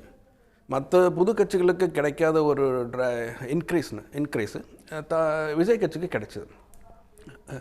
ஒரு ஸ்டேஜுக்கு மேலே வளர முடியல, அப்படியே நிற்கிறாங்க. பட் அதுக்கப்புறம் பார்த்தோம்னா டிக்ளைன் ஆக ஆரம்பிக்குது. அந்த டிக்ளைன் வந்து டிராஸ்டிக் கிடையாது, ரொம்ப கிராஜுவலாக 1%, 2%, 3% இப்படி வருது. ஸோ இந்த மாதிரி ஒரு சூழ்நிலையில் பார்த்தோம்னா இந்த மாநாடு நடக்குது. அந்த டிக்ளைனுக்கு என்ன ரீசன் அப்படின்னும் போது ஒரு ஒன் இயர்ஸ்க்கு முன்னாடி பார்த்தோம்னா இல்லை 1 இயர்ஸாகவே பார்த்தோம்னா திமுக அதிமுக 2 பேருமே வந்து அவங்களுடைய ஃபோக்கஸ் வந்து எலெக்ஷன் இல்லாமல் டிஎம்கே வந்து கவர்னன்ஸில் ஃபோக்கஸ் பண்ணாங்க, அதிமுக வந்து பார்ட்டியை ஸ்ட்ரென்தன் பண்ணுறதுல ஃபோக்கஸ் பண்ணிட்டு வந்தாங்க. ஸோ இந்த சுச்சுவேஷனில் டிவிக்கு ஒரு புது கட்சி வந்து ஒரு வளர்கிற மாதிரி ஒரு தோற்றம் நமக்கு கிடைச்சிது. நிச்சயமாக அதுக்கு சப்ஸ்டான்ஷியல் ஓட் ஷேர் இருக்குது, அதை நம்ம மறக்க முடியாது. பட் எதனால் டிக்ளைன் அப்படின்னா, திமுகவோட ஓரணியில் தமிழ்நாடு அந்த கேம்பெயின் அழகாக ஒவ்வொரு பூத்தாக போனாங்க பார்ட்டி பீப்புள். அப்ரிஷியேட்டபிள். அது வந்து என்ன பண்ணுது அப்படின்னா டிஎம்கேட ஓட்ஸை ரீஇன்ஃபோர்ஸ் பண்ண ஆரம்பிச்சிச்சு. ஒன்று. செகண்ட் வந்து எடப்பாடியோட சுற்றுப்பயணம். இதுவுமே வந்து பார்த்தோம்னா ஏடிஎம்கே வந்து ரீஆக்டிவேட் பண்ண ஆரம்பிச்சிருக்கிறாங்க. ஸோ டிக்ளைனாக இருந்த ஏடிஎம்கே நம்ம வந்து ஏடிஎம்கே களத்தில் இல்லை அப்படின்னு ஒரு ஒரு ஒரு பர்செப்ஷன் கிரியேட் ஆன டைமில் பார்த்தோம்னா இட்ஸ் கம்மிங் பேக். ஸோ இந்த ரெண்டு சுச்சுவேஷன், ரெண்டு சினாரியோஸ் நடுவில் இந்த மாநாடு நடக்குது. மாநாடு நடக்கும்போது பார்த்தோம்னா விஜய்கிட்ட வந்து ரெண்டு பார்க்குறாங்க. ஒன்று கான்ஃபிடென்ஸ், இன்னொன்று ஓவர் கான்ஃபிடென்ஸ். கான்ஃபிடென்ஸ் வந்து அவருக்கு தெரியுது நமக்கு வந்து சப்ஸ்டன்ஷியல் அவுட் ஷேர் இருக்குது.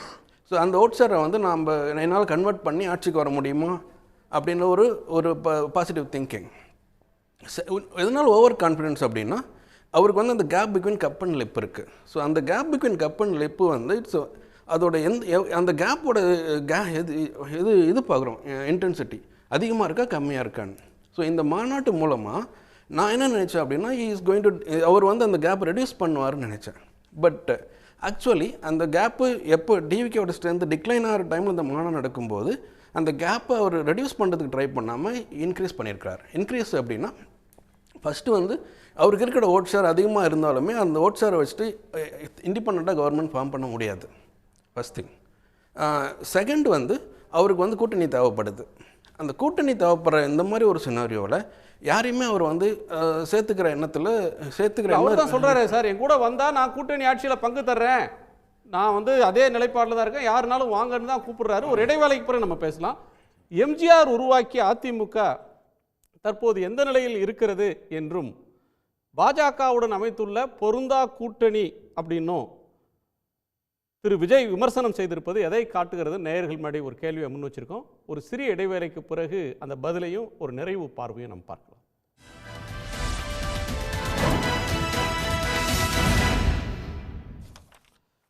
கேள்விக்களம் தொடர்கிறது. எம்ஜிஆர் உருவாக்கிய அதிமுக இப்போது எந்த நிலையில் இருக்கிறது என்று திரு எடப்பாடி பழனிசாமி அவர்களை விமர்சித்தும், அதிமுக பாஜக கூட்டணி வந்து பொருந்தா கூட்டணின்னும் அவர் விமர்சித்திருப்பது எதை காட்டுகிறது நேர் முன்னாடி கேட்டிருந்தோம். இது எடப்பாடியின் மீதான விமர்சனம் என்று 16% பேரும், அதிமுக தொண்டர்களுக்கு குறிவைக்கிறார் என்று 59% பேரும், கூட்டணி இல்லை என்பதை உறுதி காட்டுகிறார் என்று 25% பேரும் கருத்து தெரிவிச்சிருக்கிறாங்க. திரு ரமேஷ், நிறைவு பார்வை. என்னை பொறுத்தவரை திரு விஜய் கூட்டணிக்கு அழைப்பு விடுத்திருக்கிறார். ஆனால் இன்னமும் வெவ்வேறு கூட்டணிகளே இன்னும் இறுதியாகாத நிலையில் அவருக்கு யார் வருவார்கள் அல்லது யாரும் வரமாட்டார்கள் என்கிற எந்த முடிவுக்கும் நாம் வர முடியாது. அதிமுக பாஜக கூட்டணி இன்னும் இறுதியாகாத நிலையில் இருக்கிறது. இறுதியாகுதுன்னா அவங்க 2 பேர் அது சிமெண்ட் ஆயிடுச்சு. அந்த அணியில் மேலும் சில கட்சிகளை கொண்டு வருகிற முயற்சியில் பாரதிய ஜனதாவும் ஈடுபட்டுள்ளது, அதிமுகவும் ஈடுபட்டுள்ளது. துரதிருஷ்டவசமாக அதிமுக பாஜக இரண்டுமே பழைய என்டிஏவை கொண்டு வர வேண்டும் என்பது அவர்களது விருப்பமாக இருக்கிறது. துரதிருஷ்டவசமாக பாட்டாளி மக்கள் கட்சி ஒரு பிளவை நோக்கி நகர்ந்து கொண்டிருக்கிறது. அந்த பிளவை சரி செய்யக்கூடிய முயற்சியில் வெவ்வேறு நபர்கள், வெவ்வேறு பிரமுகர்கள் ஈடுபட்டு வருவதாக நான் அறிகிறேன் ஒரு பத்திரிகையாளராக. ஒருவேளை அந்த சமரசம் எட்டப்பட்டு அதிமுக பாஜக கூட்டணியில் ஒன்றுபட்ட பாமக சேருமானால் அதேபோல் தேமுதிக எங்கே நகரப்போகிறது என்று தெரியவில்லை. ஸோ பழைய என்டிஏவை அவங்க மேனேஜ் பண்ணிட்டாங்கன்னா விஜய்க்கு ஆன்டிசிபேட் பண்ணக்கூடிய ஓட்டே வருமா என்பது சந்தேகம்.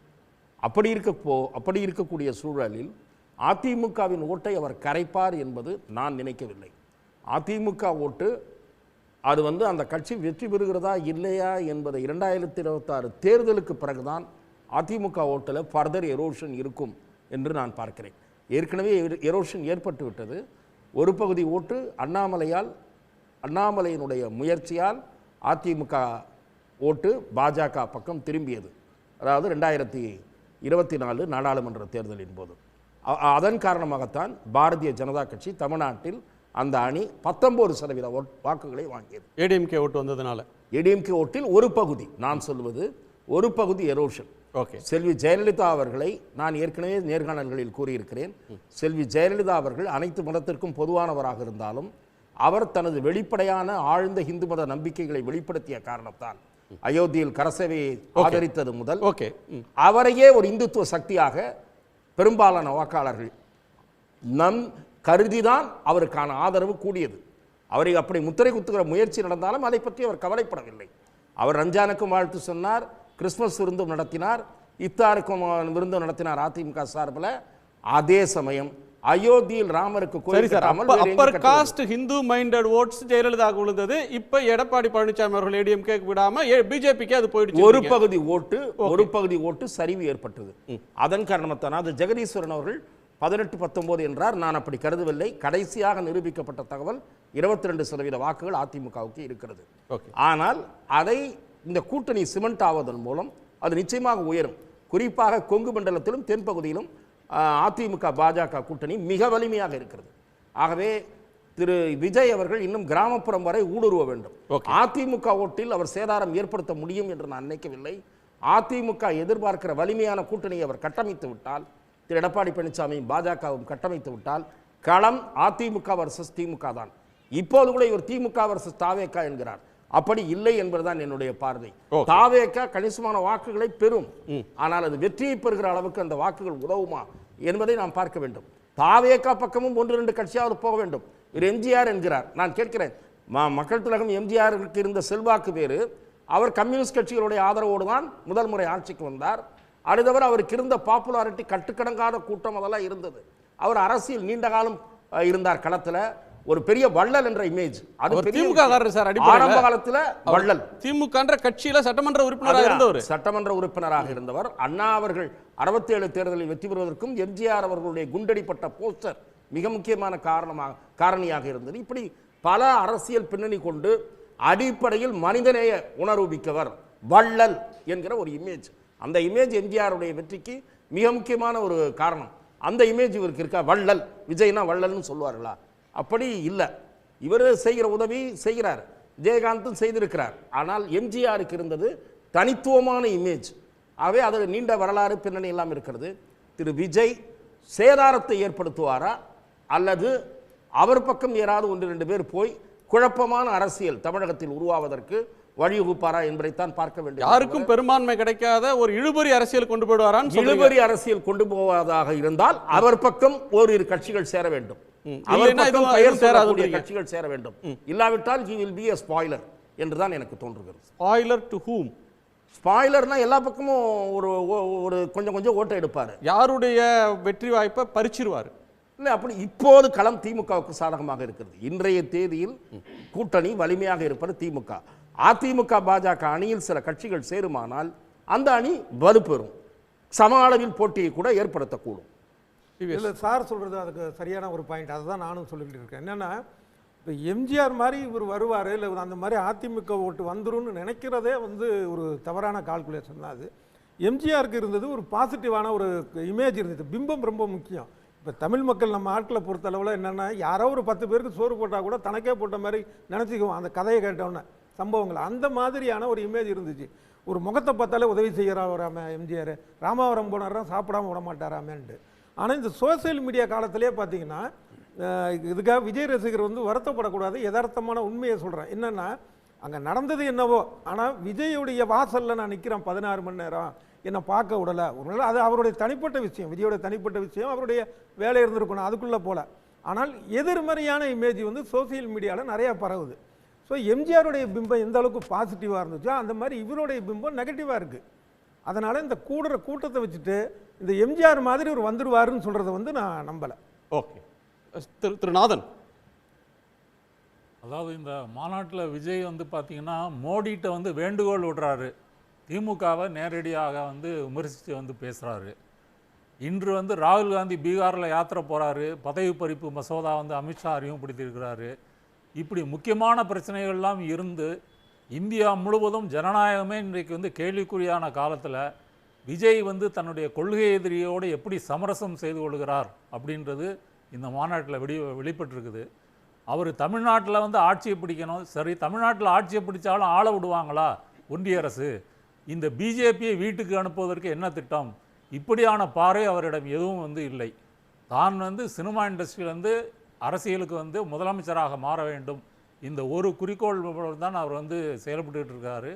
அதனால் விஜய் இந்த தமிழக வெற்றி கழகம் 2026 தேர்தலில் யாருடைய வாக்குகளை பிரிக்க போகுது அப்படின்னு பார்க்கும் பொழுது, ஒரு புறம் பிஜேபி அவரை பயன்படுத்தி மதிமாறன் சொன்னது போல் சிறுபான்மை மக்கள் அவங்களுடைய வாக்குகளை பிரிப்பதற்கு அவர் பயன்படுவாரா, இல்லை அவங்களுக்குள்ளேயே வந்து உள் குத்து நடந்து அவர் ஏடிஎம்கே என்டிஏ கூட்டணி அந்த வாக்குகளை வந்து பிரிப்பாரா? இப்படியான ஒரு பார்வை தான் இந்த மாநாட்டின் மூலம் கிடைத்திருக்கிறதே தவிர உண்மையிலே அவர் வந்து ஆக்டிவாக வந்து அரசியலுக்கு வந்து வருவாரா அப்படின்றதுமே ஒரு கேள்விக்குறின்னு தான் இந்த மாநாடு வந்து காட்டுது. திரு காமேஷ். சார், ஆக்சுவலி இன்றைக்கி வந்து 1:6. ஸோ நான் 6 பேருக்குமே வந்து பதில்கள் சொல்ல வேண்டிய இடத்துல இருக்கேன். இருந்தாலும் பரவாயில்ல. தொடர்ந்து எல்லோரும் சொன்னது என்னென்னா, ஒரு குறிப்பிட்ட சமுதாயத்தின் ஓட்டை பிரிப்பார் அப்படின்னா இது என்ன பங்காளி சண்டையா சார் கேட்குறேன். அது என்ன குத்தகை, எதுனா அவங்க சொத்தான்னு திமுக சொத்தான்னு அந்த இது அவங்க தான் பிரிப்பார் சார். மக்கள் யார் பிடிக்குதோ அவனுக்கு ஓட்டு போடுவாங்க சார். அது ஏதோ அவங்களுக்கே ஏச்சா மாதிரியும் இவர் வந்து அதை பிரிச்சுட்டு போவார்னு ஏதோ பங்காளி சண்டையில் சொத்து பிரிச்சுட்டு போகிற மாதிரி பேசிகிட்டு இருக்காங்க எல்லாரும். இது அப்படி கணக்கு கிடையாது. இது அந்த மாதிரி பார்க்கக்கூடாது முதல்ல ஜனநாயகத்தில். அதுவே நான் இதை தான் தொடர்ந்து எல்லாரும் சொல்கிறாங்க. இதை வச்சு ஒரு பி டீமு, இதை வச்சு ஒரு பி டீம்னு சொல்லிட்டு இருக்காங்க. இது மக்கள் முடிவெடுப்பார்கள் யாருக்கு வாக்களிக்கணும்ன்றதை. அதுதான் இங்கே பார்க்கணும். ஏதோ வந்து இஸ்லாமியர் ஓட்டும் கிறிஸ்துவர்கள் ஓட்டும் திமுகக்கே சொந்தம் மாதிரியும் அதை போய் சொத்து பிரித்து கொண்டு வர மாதிரி சொல்லிட்டு இருக்காங்க எல்லாரும். இது ஒரு பாயிண்ட்டு. அதுக்கப்புறம் இப்போ எல்லோருமே மாற்றி ஒரு விஷயம் சொன்னாங்க. ஏன்னா அதிக நேரம் இல்லாதனால ஒரே விஷயம் சொல்கிறேன். தயவு செய்து இன்று விமர்சித்து எதிர்கருத்து கூறிய அனைவருக்கும் ஒரே ஒரு விஷயம் சொல்கிறேன். மீண்டும் 35 நிமிடம் 26 நொடிகள் பேசினதை தயவு செய்து திருப்பி கேளுங்க. உங்கள் மனசாட்சியை சொட்டு பாருங்கள். அவர் என்ன பேசியிருக்காரு, எதை வச்சு ரிலேட் பண்ணியிருக்காருன்னு. அதுக்கப்புறம் உங்களுக்கே புரியும். எல்லா விமர்சனத்துக்கும் அந்த 35 நிமிஷம் 26 நொடி பேச்சில் பதில் இருக்குன்றீங்க சார். எல்லாத்துக்கும் அவர் பதில் சொல்லியிருக்காரு. இங்க என்ன பிரச்சனைனா, மீண்டும் அந்த இஸ்லாமியர் வாக்க வாங்கிடுவாரு, பிஜேபி பி டீம், அது அப்படி இது இப்படி எல்லாரையும் தான் சார் அவர் ஓப்பனா பேசுறாரு. மக்கள் கிட்ட உண்மையா பேசிட்டு இருக்காரு. நான் உண்மையா வந்து வாங்க முடியாதுன்றாங்க. இங்க இருக்கிற எந்த கட்சியாவது அந்த உண்மைன்றத அந்த நேர்மைன்றத இருங்க சார் அந்த நேர்மைன்றதா அந்த உண்மைன்றதா வேற எந்த கட்சியாலும் பேச முடியுமா? கூட்டத்தை கூட்ட முடியும், கூட்டத்தை ரசிகர்கள் கூட்டன்றீங்க. நான் ஓப்பன் சேலஞ்ச் வைக்கிறேன். இதை காசு கொடுத்தாது நீங்க கூட்ட முடியுமா? இந்த 17 லட்சம் பேர் உங்களால எந்த கட்சியாவது? ஆளும் கட்சி அவளுக்கு அவ்வளோ பெரிய இது இருக்கு, இவங்களுக்கு இவ்வளோ பெரிய இது இருக்கு, இது 75 வருஷ கட்சி, அது 55 வருஷ கட்சி. நான் ஓப்பன் சேலஞ்ச் கொடுக்குறேன் சார். காசை கொடுத்து நீங்க 17 லட்சம் பேர் கூட்டுங்க சார். இந்த கட்சிகளை காசு கொடுத்து, இது காசு கொடுக்காத அந்த கூட்டம். ரசிகர்கள் வந்து காத்தால சாயங்காலம் வரைக்கும் அந்த பொட்டை வெயில உட்கார்ந்துட்டு போவானா சார்? அந்த அவங்களாம் ஓட்டு போட மாட்டான். ரசிகர்கள் கூட்டமாக இருக்கலாம், ஆனா வாக்களிப்பார்களா சார்? இன்னைக்கு ஒருத்தன் ஒரு நிமிஷம் செலவு பண்ணா கூட, இன்னைக்கு இருக்கிற காலத்துல அம்மா கிட்ட பேசினா கூட நீ வாட்ஸ்அப்ல மெசேஜ் அனுப்புமா, நான் உனக்கு ரிப்ளை பண்றேன்னு சொல்ற காலத்துல பெத்த தாய்கிட்டையும் அப்பா கிட்டையும் தங்கச்சிக்கிட்டையும் அண்ணா கிட்டையும் குடும்ப உறவுகிட்டே அப்படி இருக்கிற இந்த மெக்கானிக்கல் சோகால்டு மெக்கானிக் லைஃப்ல இப்படி இருக்கிற காலத்துல ஒருத்தன் முன்னாடி நாள் நைட்டே வந்து உட்கார்ந்துட்டு, சார் நான் களத்துல இருக்கேன் சார், 6 நாள் அங்க இருக்கேன், அங்கேருந்து தான் பேசிட்டு இருக்கோம் நாங்களும், 6 நாளா திருவிழா மாதிரி மக்கள் வந்து பார்த்துட்டு போறாங்க. அதை தான் அவர் சொல்றாரு. நீங்க கணக்கு போட்டிருக்கிறீங்களே, அரசியல் விமர்சகர்கள் ஏதோ போட்டுட்டு ஒரு அரித்மேட்டிக் ஒரு அல்காரிதம் போடுறீங்களே, இது மக்களோட இல்லை, நான் மக்களோட டைரக்டா கனெக்ட் ஆகிறேன் அப்படின்னு தான் அவர் எடுத்து வைக்கிறார். அதனால தான் நான் மறுபடியும் சொல்றேன், நீங்க ஒரு அவசரத்துல பார்த்துட்டு இதுக்கு டிபேட்டுக்கு வந்துட்டீங்க, இப்பதான் முடிஞ்சது. மீண்டும் ஒரு முறை பாருங்கள், உங்கள் மனசாட்சிக்கு அது என்ன உண்மை எது போயின்றது உங்களுக்கே புரியும் தான் நான் சொல்ல வரேன். ஓகே திரு ராம் சுப்ரமணியன். அதாவது கன்க்ளூஷன் என்ன திரு விஜய் சொல்கின்றார் என்றால், இது வந்து டிஎம்கே வர்சஸ், அது டிஎம்கே இல்லை, அது கூட ரொம்ப வாய்ஸை குறைச்ச சொல்லிட்டு டிவிகே வர்சஸ் டிஎம்கே அப்படிங்கிற மாதிரி சொல்கிறார். ஐ திங்க் அது வந்து யதார்த்தம் என்று நான் பார்க்கவே இல்லை. இன்றைக்கும் கூட இது வந்து ADMK versus DMK. In fact DMK is far ahead of all other பார்ட்டிஸ்ன்னு தான் நம்புகின்றேன். அந்த போட்டியில் 3வது இடமாக அல்லது 4வது இடமாக, ஏன்னா அந்த நாம் தமிழர் அவங்க 8% மேலே ஆல்ரெடி ப்ரூவ் பண்ணியிருக்காங்க. ஆகவே அவங்களையும் நம்ம அண்டர்மைன் பண்ண முடியாது. ஆகவே மொத்தத்தில் நீங்கள் எடுத்துட்டீங்கன்னா 4வது இடத்துக்கு வருவாரான்னு தான் பார்க்கலாம் ஒழிய, அவர் வந்து எடுத்த உடனே டிவிகே வர்சஸ் டிஎம்கே என்று சொல்லுகின்ற அவருடைய அசஸ்மெண்ட்டுங்கிறது ஐ திங்க் ரொம்ப ஓவர் கான்ஃபிடன்ஸ்ன்னு தோன்றது. இன்னும் சொல்லப்போனால் அவரை தவிர அந்த கட்சிக்கு ஒரு எந்த விதமான முக்கியத்துவம் இல்லை. அதாவது தனி மரம் தோப்பாகாதும்பாங்க. அதுபோல் இவர் ஒத்தரையை தான் வச்சுட்டு தனி ஒரு மனிதரையே வைத்துக்கொண்டு இந்த கட்சி நடத்தி விடலாம் என்று நினைச்சாங்கன்னா, சார் 15 மாநிலத்தில் ஆள்ற பாஜகவே மோடிக்கா கேரண்டி தான் சார் கொடுத்துச்சு, பாஜக கேரண்டின்னு கொடுக்கல. இந்தியாவை பொறுத்த முட்டலும் ஜனநாயக நாடாக இருந்தாலும் தலைவனை நோக்கி தான் போற கூட்டம். இது எந்த காந்தி காலத்திலேருந்து நடந்துட்டு இருக்கு. எம்ஜிஆர் காந்தி, அண்ணா, ஜெயலலிதா, நான் இன்னைக்கு மோடி, இப்ப விஜய் அண்ணா. முகம் தலைவனை நோக்கி போகிற கூட்டம் தான் இந்தியாவில் இருக்கிற மக்கள். நீங்கள் ஒன்று சொன்னீங்க, அதாவது 6 பேருக்கும் நீங்கள் ஆன்சர் பண்ணணும். அதனால் நீங்கள் இப்போ பேசணுன்னு நான் வந்து குறுக்கிட விரும்பலை. பட் அதே சமயத்தில் நீங்கள் பிஜேபியை பற்றி மறுபடியும் நீங்கள் வந்து ஏதோ மோடிக்காக நினைக்க வேண்டாம். அதுக்குன்னு ஒரு ஸ்ட்ரக்சர் இருக்குது அந்த பார்ட்டிக்குன்னு. அந்த பார்ட்டிக்குன்னு ஒரு கேடர் இருக்குது. அதனால் அந்த வெளி மாநிலங்கள், நான் தமிழ்நாட்டை பற்றி பேசவே இல்லை, மற்ற எல்லா இடங்களிலும் அது இருக்கலாம். ஆனால் இங்கே நீங்கள் அதை பேஸ் பண்ணி நீங்கள் தமிழ்நாட்டில் இவர் தனி ஒரு மனிதனாக இவரே தான் எல்லாம் செய்வார் அப்படின்னு நினச்சிங்கன்னா I think you are mistaken அப்படின்னு தான் எனக்கு தோன்றது. ஓகே, இது வந்து அது அப்புறம் கச்சத்தீவு ஒன்று சொல்கிறார் சார். கச்சத்தீவெல்லாம் முடிஞ்சு போன சமாச்சாரம். அது யார் பேசினாலும் அது ஒன்றும் ரிட்ரைவ் பண்ணவே முடியாது, திருப்பி வாங்க முடியாது. இது ஸ்ரீலங்காவில் ரொம்ப தெளிவாக திருப்பி சொல்லி கொண்டிருக்கின்றார்கள். பேசுவதற்கு ரொம்ப ஈஸியாக இருக்கலாம் ஒழிய அது நடைமுறைக்கு ஒத்தே வராத ஒரு சமாச்சாரமாகத்தான் நான் பார்க்கின்றேன். நன்றி சார். திருமதி நிறைவு பார்வை நிறைவா? திராவிட முன்னேற்ற கழக எதிர்ப்பு அதிமுகவுக்கு பின்னால் ஆரம்பிக்கப்பட்ட கட்சிகள் எல்லாமே இன்றைக்கி கூட்டணி கட்சியில் இருக்கிறவங்க உட்பட திராவிட இயக்க எதிர்ப்பில் இருந்து தான் திமுக எதிர்ப்பை பேச ஆரம்பிப்பாங்க. திராவிட இயக்கமே சீரழிச்சிருச்சுன்னு சொல்லி. இப்போ விஜய் அதிலிருந்து எப்படி வேறுபடுறாரு, அவர் எவ்வளோ நுட்பமாக தன்னோட காயை நகர்த்துறாருன்னு பார்த்தீங்கன்னா, திமுக என்ன கொள்கை வச்சிருக்குதோ, திமுகவோட கொள்கை என்னவோ, திமுகவோட கொள்கை அறிக்கை என்னவோ, திமுக எப்படி கட்சி இயங்குதோ அந்த பேப்பரை எடுத்துவிட்டு வந்து அதே தன் கொள்கையை அறிவிச்சுக்கிறாரு. சமூக நீதியில் திமுகவின் கொள்கை அவர் கொள்கை. அது மட்டுமல்ல, இந்திய எதிர்ப்பு திமுக கொள்கை. இந்திய எதிர்ப்பில் தமிழக முதலமைச்சர் ஒரு அறிக்கை கொடுத்தாருன்னா அது வரைக்கும் காத்திருந்து மறுநாள் அதையே ஃபாலோ பண்ணி அதே மாதிரி ஒரு அறிக்கை கொடுக்கறது. அதே மாதிரி திராவிட முன்னேற்ற கழகத்தின் தலைவராக இருக்கிற அண்ணாவை தன் தலைவராக அறிவிச்சுக்கிறது, பெரியார் தன் தலைவராக அறிவிச்சுக்கிறதுன்னு திமுக ரோலை தன் ரோலாக மாற்றி திமுக எதிர்ப்பை செய்கிற நுட்பமான அரசியலை இவர் தான் முதல்ல செய்கிறாரு. இதோட நோக்கம் என்னன்னா, திமுகவை வீழ்த்திட்டு திமுகவை கொள்கை நான் சிறப்பாக செய்வேங்கிற கண்ணோட்டத்தை நிறுவனத்துக்கு தான் திரும்ப பேசுகிறாரு. அதனால் அவரோட டார்கெட் இந்த கூட்டணி கட்சியில் யாரோட டார்கெட்னா, இன்னைக்கு வந்து திமுக கூட்டணியில் இருக்கிற கட்சிகளை தன் பக்கம் ஈர்க்க முடியுமா அப்படிங்கிறது அவரோட முக்கிய டார்கெட்டுங்கிறதுனால தான் அவர் வந்து திமுக அலைவு சிறுபான்மை மக்களிலிருந்து மொழி உணர்வுலேருந்து எல்லாமே திமுக கொள்கை. நீங்கள் நாளைக்கு கூட மோடி அரசு கொண்டு வந்த மொழி உணர்வை கண்டிச்சாருன்னு வச்சிங்களேன், ஒரு வாரம் சும்மா இருப்பார் விஜய். திமுக தலைவர் வந்து அறிவிச்சிட்டாருன்னா மறுநாள் அதையே ஃபாலோ பண்ணி அறிக்கை கொடுக்கறதுங்கிற திமுக ரோலை தான் அவர் பண்ணுறாரு திரும்ப. இதில் இன்னொரு விஷயம், விஜய் ரசிகர்கள் இன்னைக்கு மாநாட்டுக்கு கூட்டம் வந்ததுன்னு சொல்கிறோம்ல, இதில் விஜய் சினிமா எடுக்கிறது இருக்குல்ல, அவரோட சினிமா எனக்கு அனுபவம். விஜய்னா எப்படி தெரியும் ரசிகர்களுக்கு, எனக்கும் சினிமா வச்சு தான் நமக்கு தெரியும் இல்லையா? அதை வச்சு தான் ரசிகர்கள் ஆதரிக்கிறாங்க, அதை வச்சு தான் நாமளும் விமர்சிக்கிறோம். அந்த சினிமாவை அவர் எப்படி எடுக்கிறாருன்னா, ஒரு தரமான சினிமாவை, தமிழ் சினிமாவை பின்னால் கொண்டு போகிறாருங்கிறது மட்டும் இல்லை, தன் ரசிகர்கள்கிட்ட மலினமான ஒரு ரசனை உணர்வை ஊட்டி அதன் மூலமாக கூடுதலாக பணம் சம்பாதிப்பதற்காக ஒரு திரைக்கதை வடிவத்தை, பொய்யான ஒரு பிம்பத்தை பில்டப் வச்சு தான் சினிமா பண்ணிக்கிட்டே வர்றாரு. அதை பார்க்கறதுக்கு எப்படி முதல் நாள் ஷோவில் நிறைய ரசிகர்கள் தமிழ்நாடு முழுக்க போய் போவாங்களோ, விஜயே நேரடியாக வரும்போது அவரை பார்ப்பதற்காக ரசிகர்கள் இவ்வளோ பேர் வராங்க. விஜயின் முதல் நாள் திரைப்படத்தை பார்ப்பதற்கு என்ன மனநிலையில் அந்த ரசிகர்கள் வருவார்களோ அது போன்ற ஒரு மனநிலை தான் விஜயை நேரில் பார்க்கறதுக்கு மாநாடு கூப்பிட்டாலும் மீட்டிங் போட்டாலும் வராங்கங்கிறது நீங்கள் புரிஞ்சுக்கணும். இன்னொரு விஷயம், விஜய் ஆகட்டும் அதிமுக ஆகட்டும் யார் பேசினாலும் ஒரு விஷயத்தை திரும்ப அவங்கள மறியாமல் ஒரு உண்மையை சொல்கிறாங்க. போட்டி எங்களுக்கும் திமுகவுக்கும் தான் எடப்பாடி சொல்கிறாரு, விஜய் சொல்கிறாரு. என்னன்னா, இன்னைக்கு இந்த 4 ஆண்டுகள் ஆட்சியின் சாதனை என்பது கிராமப்புற பெண்கள் நலத்திட்டங்கள்னு சொல்லி ரொம்ப ஸ்ட்ராங்கா யார் நின்னாலும் திமுக வீழ்த்த முடியாத அளவுக்கு ஒரு சிறப்பான ஆட்சி இன்னைக்கு முதலமைச்சர் கொடுத்துருக்கிறாரு. அதனால் இவங்க என்னதான் திட்டம் போட்டு என்ன பண்ணாலும் பண்ண முடியாது. நேர்மைன்னு பேசுறேன், அதை சொல்லி முடிக்கிறேன். நேர்மை உண்மையெல்லாம் பேசினாரு.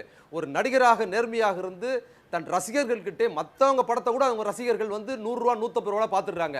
ஆனால் தன் ரசிகர்கள் விஜய் படத்தை பார்க்கணும்னா முதல் நாள் ஷோலுக்கு 1000 ரூபா 1500 ரூபாய் எளிய கூலி வேலை பார்க்கிற ஒரு ரசிகனை, தன் சொந்த ரசிகனை 1000 ரூபாய் கொள்ளையடிக்கிற அவரு நேர்மை கொடுத்து பேசுறது முறை கிடையாதுங்கிறது சொல்லிக்கிறேன். மிக்க நன்றி. ஏராளமான கருத்துக்களை பெறுகின்ற உங்கள் அனைவருக்கும் நன்றி. மீண்டும் சந்திப்போம். இது கேள்விக்களம் மக்களின் மேடை.